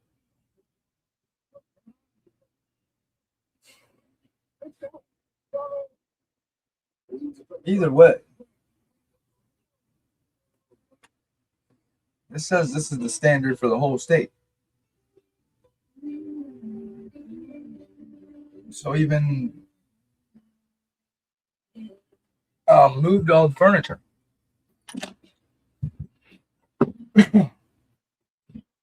They moved all the furniture from out of the rooms, and then when the techs got there, they had to use the photographs to put all the furniture back. And this says right here, you're not supposed to do that at all. Once an item has been moved, the context of the scene is changed forever.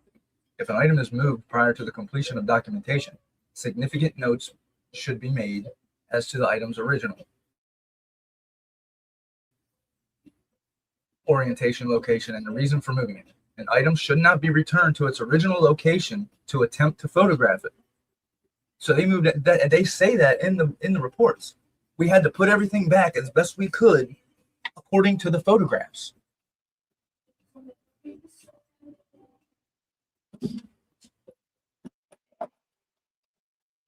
I mean, you can't make this shit up.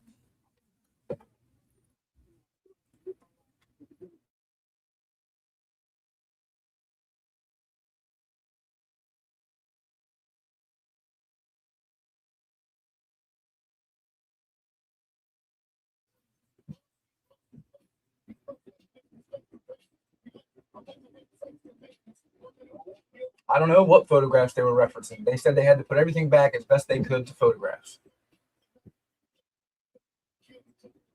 Right here. Ideally, an item should not be altered prior to collection.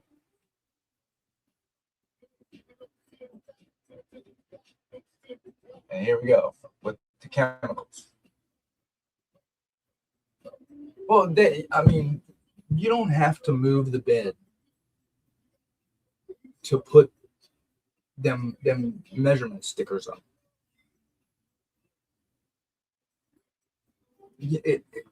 That's not how that shit works. You put it from the roof down. You know what I mean? And measure that way. You do everything so with the least amount of disturbance possible. Because everything's going to be scrutinized in court. And you don't want a killer to go free. And you don't want the case to go cold. You want to figure this shit out. You don't want to have nothing. You don't want to have nothing be scrutinized. You don't want to have nothing to be able to be picked apart because they'll pick everything apart.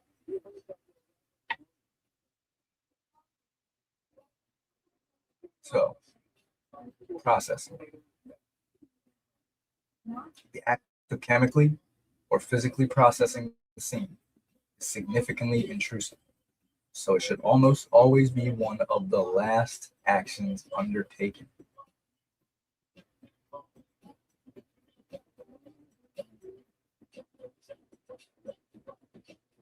The process of documentation and searching is cyclical. In addition to items of evidence are recovered during searches, additional documentation is necessary. Continues throughout the crime scene until it's been searched entirely.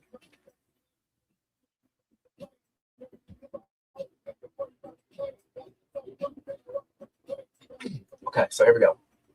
If an action is taken by a CSI that deviates from the methodology outlined in this manual, the circumstances and justifications shall be documented. Upon discovery of unintentional deviations, errors, omissions, or nonconformance with this manual, the circumstances shall be documented. The documentation should be sufficient that another trained CSI can determine and understand what happened.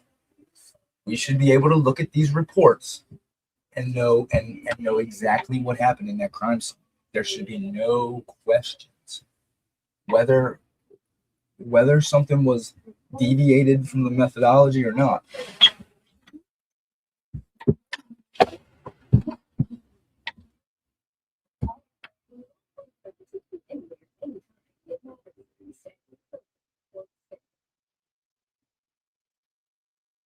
Right here. Oh Christ, that refrigerator. There's a whole bunch of shit that went wrong. I mean, what even happened with that? Like, they never even gave. They never even gave a reason, like what happened with the fridge. They just mentioned it. Was it the fridge, the refrigerator that caught on fire, and the thermostat at the precinct broke, or it was two different things, wasn't it?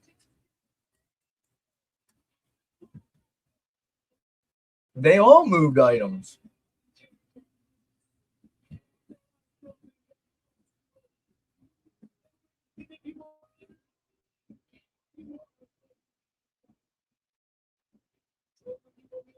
See if they got cleanup.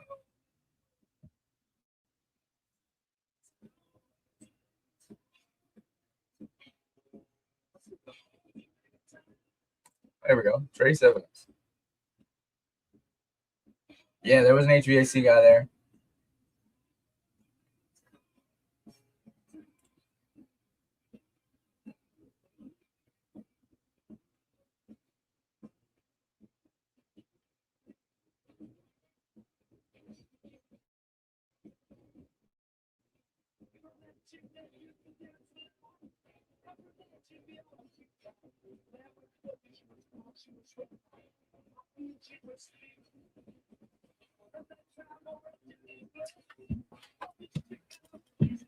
Yeah, wasn't there like steam coming out of the vent? Okay, we can look at it. Don't want to look about the fridge.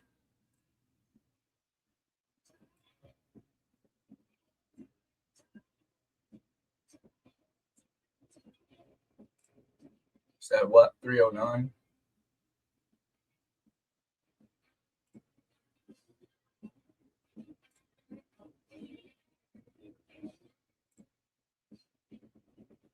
Who the fuck's doing laundry in a crime scene? That damn sure ain't right. Hold on, I gotta save this real quick. I'm sorry. I'll do it later.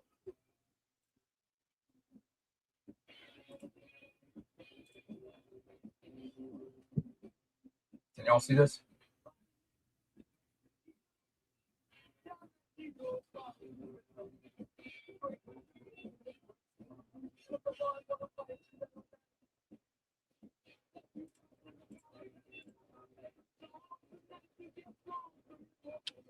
Why is the author of this report redacted?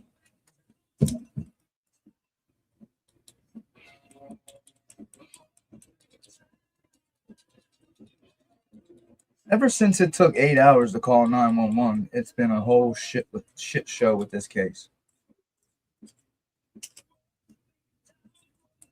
It's wild.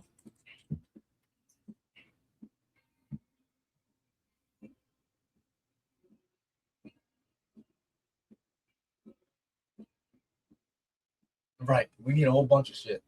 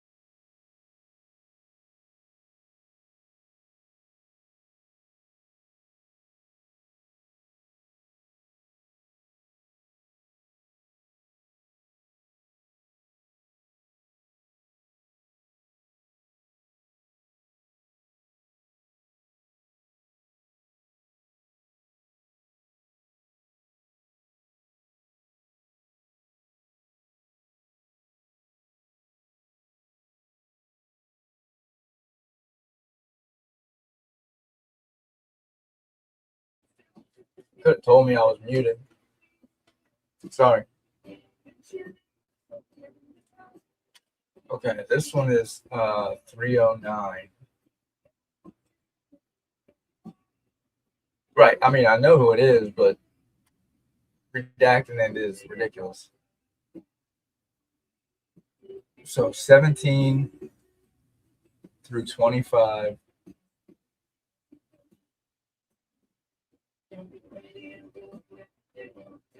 Christ.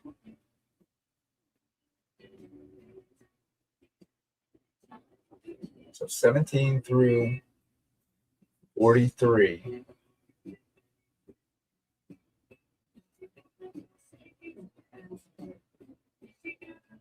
Jesus Christ.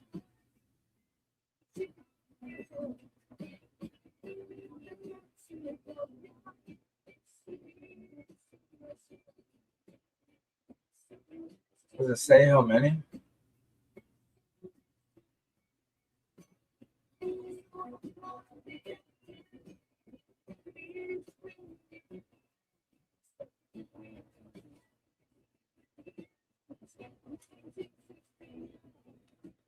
It's wild. It doesn't say how many were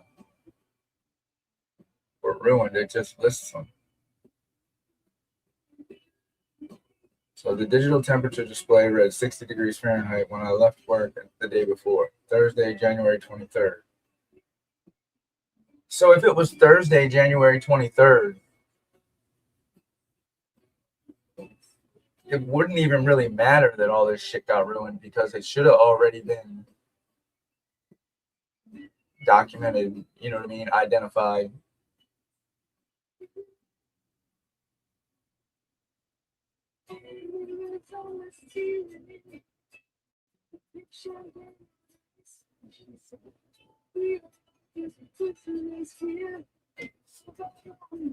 I transferred all the items to this refrigerator.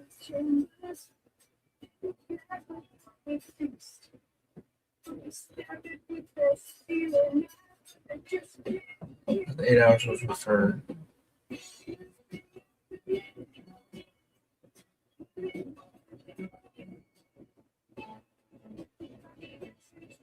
But you don't want me to start karaoke. So all this shit should have been done.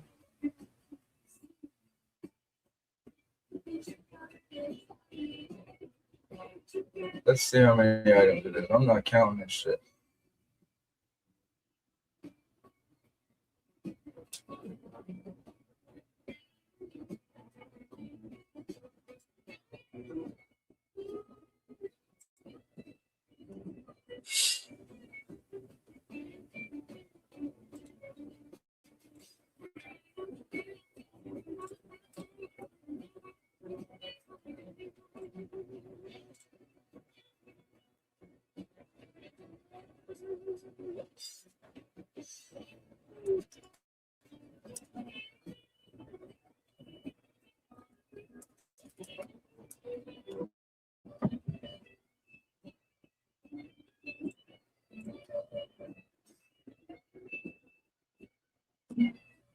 Right.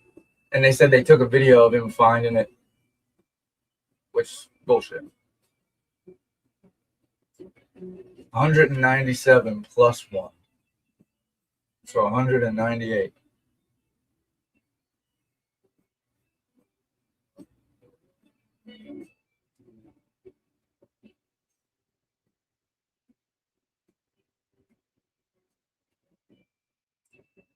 That's wild. Oh, you guys can hear that? Sorry.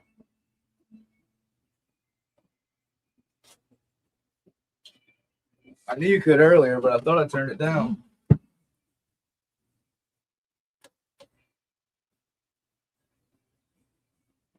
Hey, I mean, an attorney's not going to tell. If the cops are trying to give attorneys, they're for their client. They're not going to help the police do their job.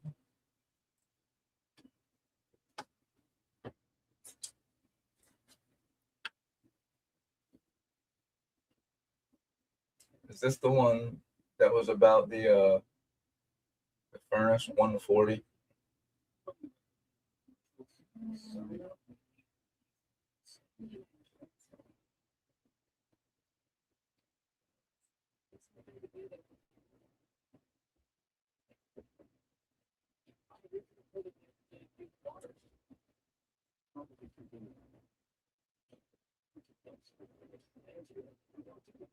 No, this ain't it. Right, exactly. One is that what it said? 140.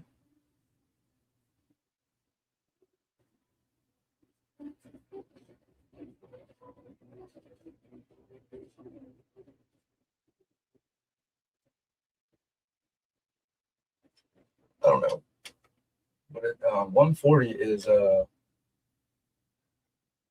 they requested items to be held by the defense. The defense photos of items requested to be held by defense team.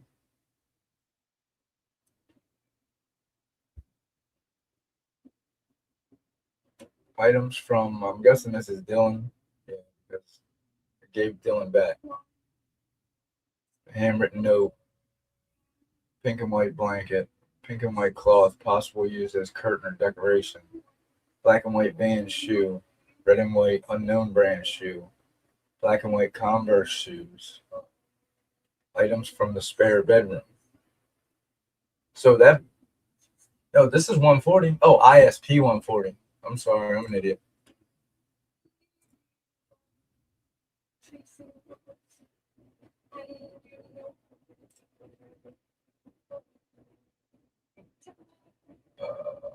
Do I have ISP? Yeah. Oops.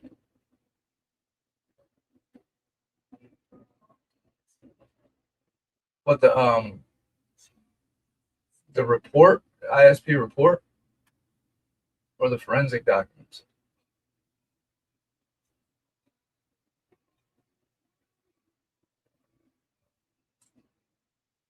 We'll try to report.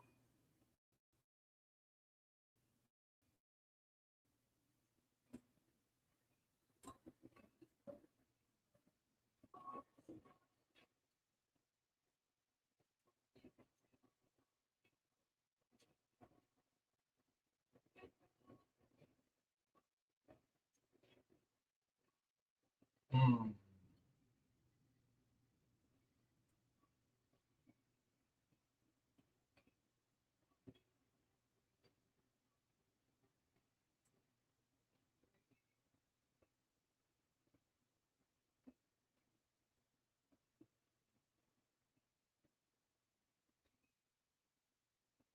This one right here.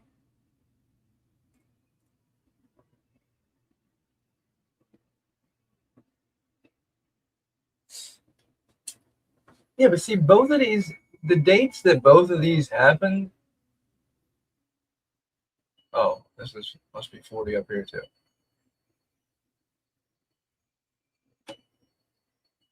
Okay, let's see. Requested item Friday, December 1st. To facilitate entry in so I've been preparing items for biological and chemical remediation. So this was on December 2nd. And this one was on, oh no, not that one. The refrigerator was on January 24th or 23rd. So it shouldn't have affected anything. Except like they, it shouldn't have affected anything as to what the cops had already identified. You know what I mean? They just lost the evidence samples. They would have already known. It shouldn't have affected the investigation.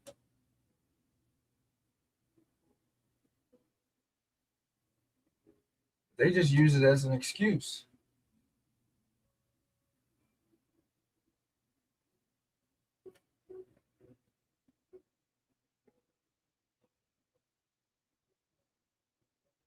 I wonder. on December 3rd, who was the owner that gave them the space heaters?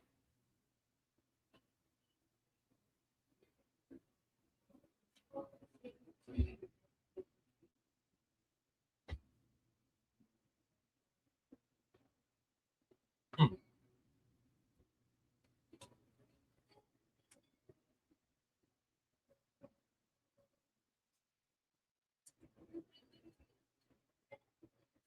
So the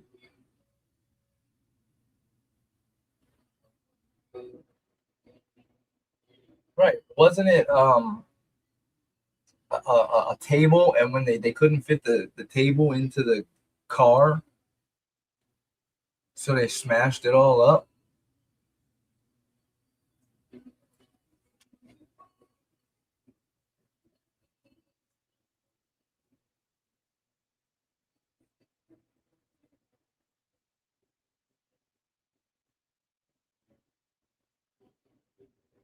Where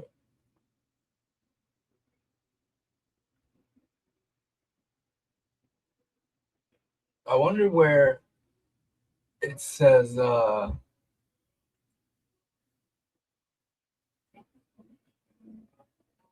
jacket probably was proof that probably pointed at Dylan.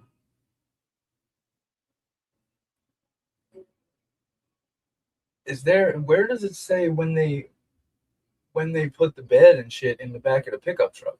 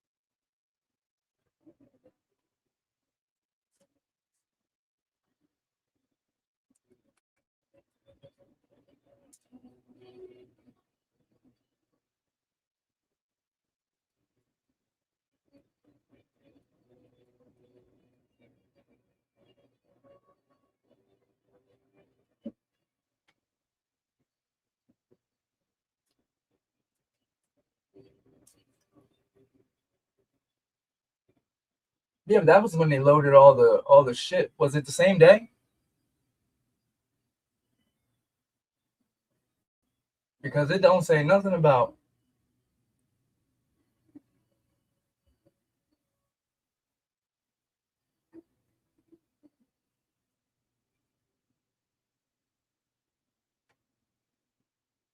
this. You, I know the U-Haul was on December 7th. Was it? Was it?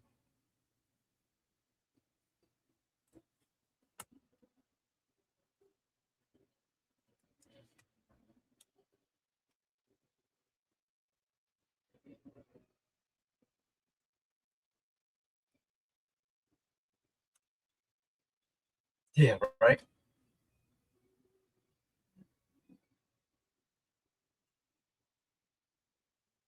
Well, they had to. You know that they're grimy ass people.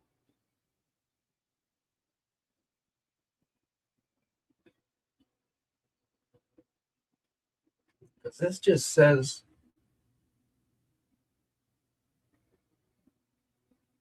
all the victim stuff. It doesn't say nothing about Amazon.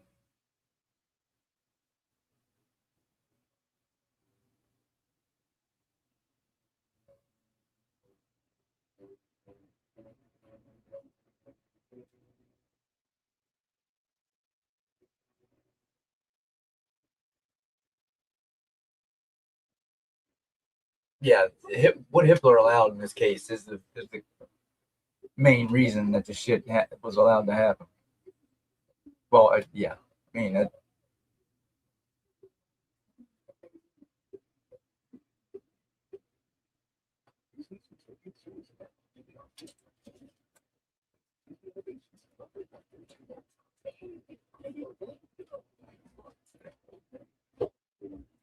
Blue Devil, do you know if there's a report about the mattresses when they get pulled out? Pulled out.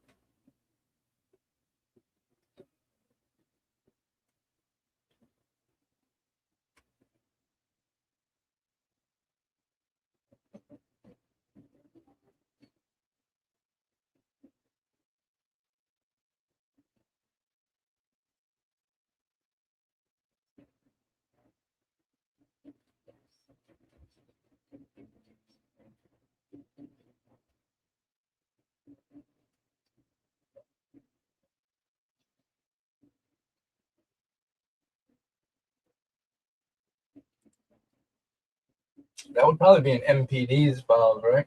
Maybe. Who knows?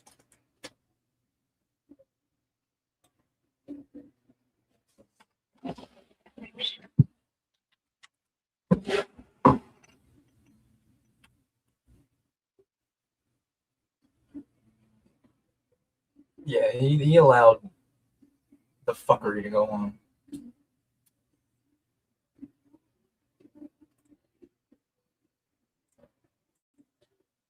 78, 118, 119, and 120. Look at Sarah on the ball. And they're all in the same. Oh, no, they ain't. What a bitch. Moscow's a bitch. I don't know. Where were we at? 140?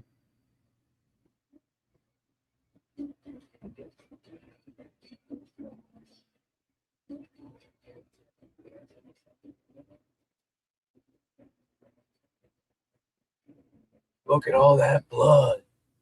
I always thought this. I always thought this desk right here was in Maddie's room with this all on it. That was in Bethany's room though. That was crazy.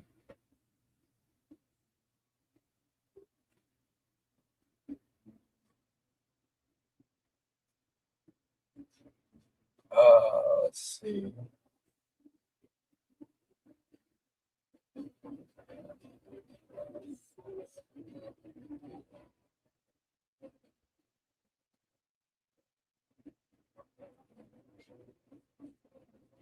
I don't even say the store, but gourmet food, cold treatment, cold treatment.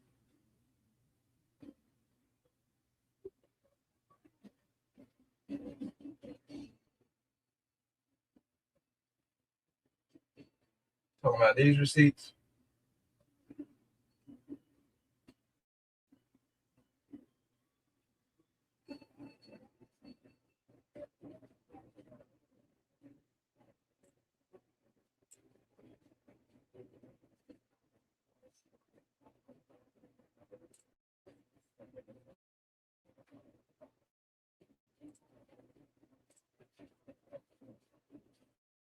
$78.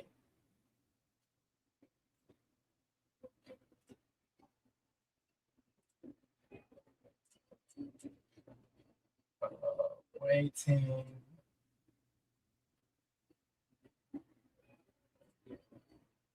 119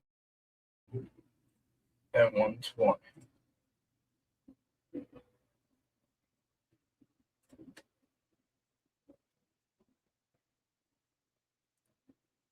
So this is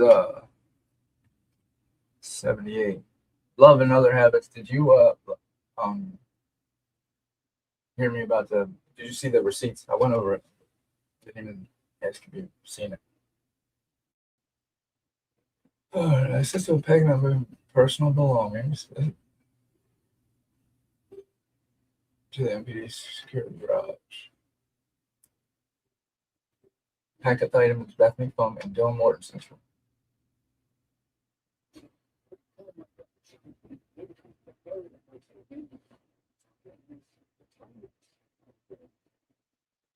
Okay, that one's about Bethany and Dylan's room.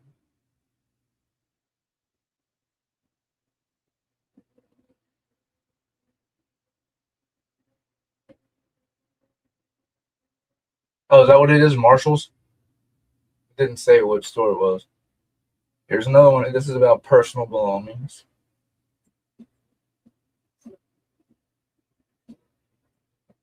So why didn't they put the mattresses in a U-Haul like they did their personal items? In my opinion, that was done on purpose.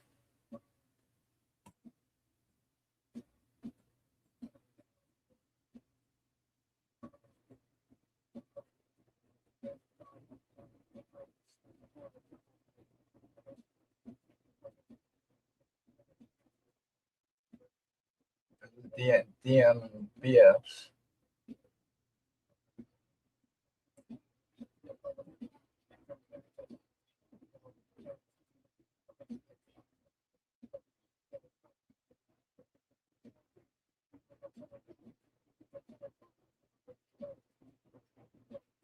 It never says nothing about the mattresses though. It's all personal items. A few bedding items. I primarily built boxes and packed up all the clothes and shoes in the closet, as well as a few bedding items.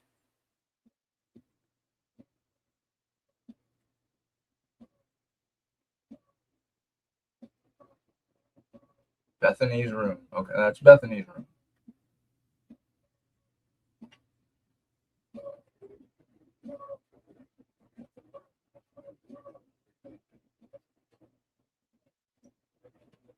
It's for Marshalls. Sorry.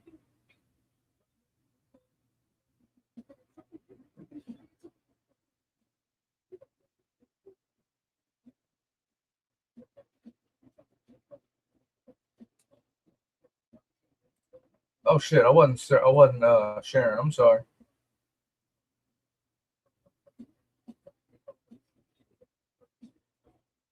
This one is also about Bethany and Dylan's room.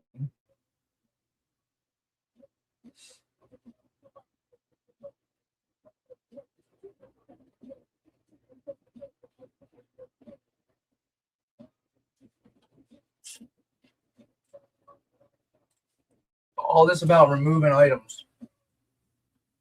They never talk about evidence.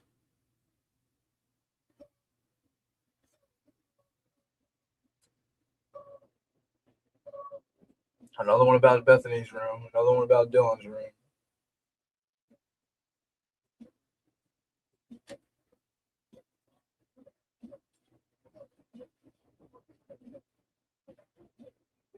It ain't in here.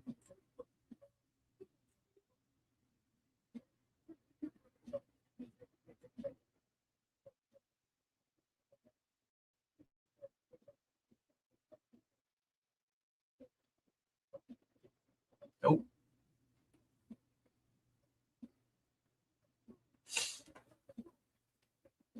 How can that be from Marshalls? Does Marshalls don't sell food, do they?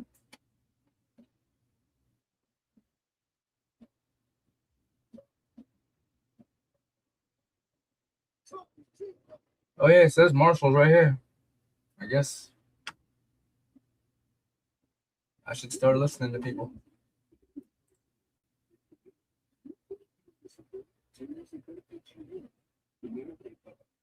Now, this is how dumb these motherfuckers are. You block out Marshalls values your feedback. You block out Marshalls.com, but you don't block out $500 Marshalls gift card. On both. So you know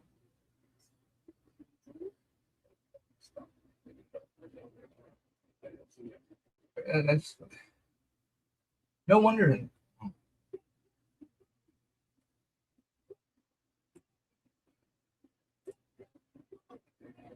Yeah, none of these talk about putting mattresses in a pickup truck.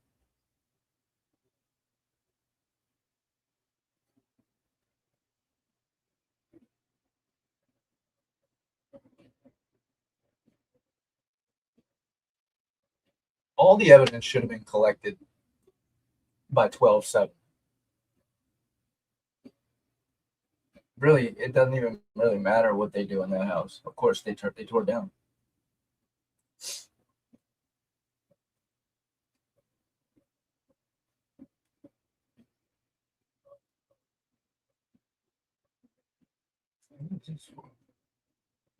I don't start to say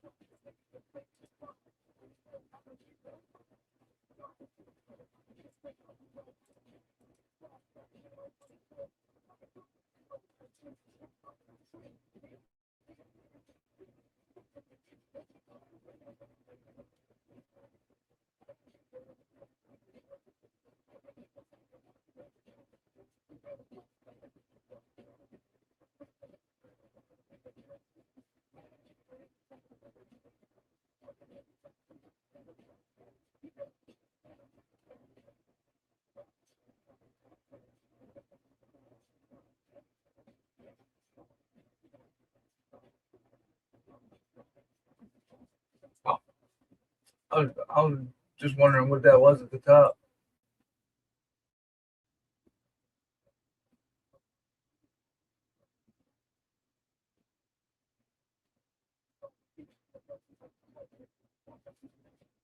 All right, guys. It's been 2.5 hours. I might come back up later. Appreciate everybody coming, listening to me run my mouth.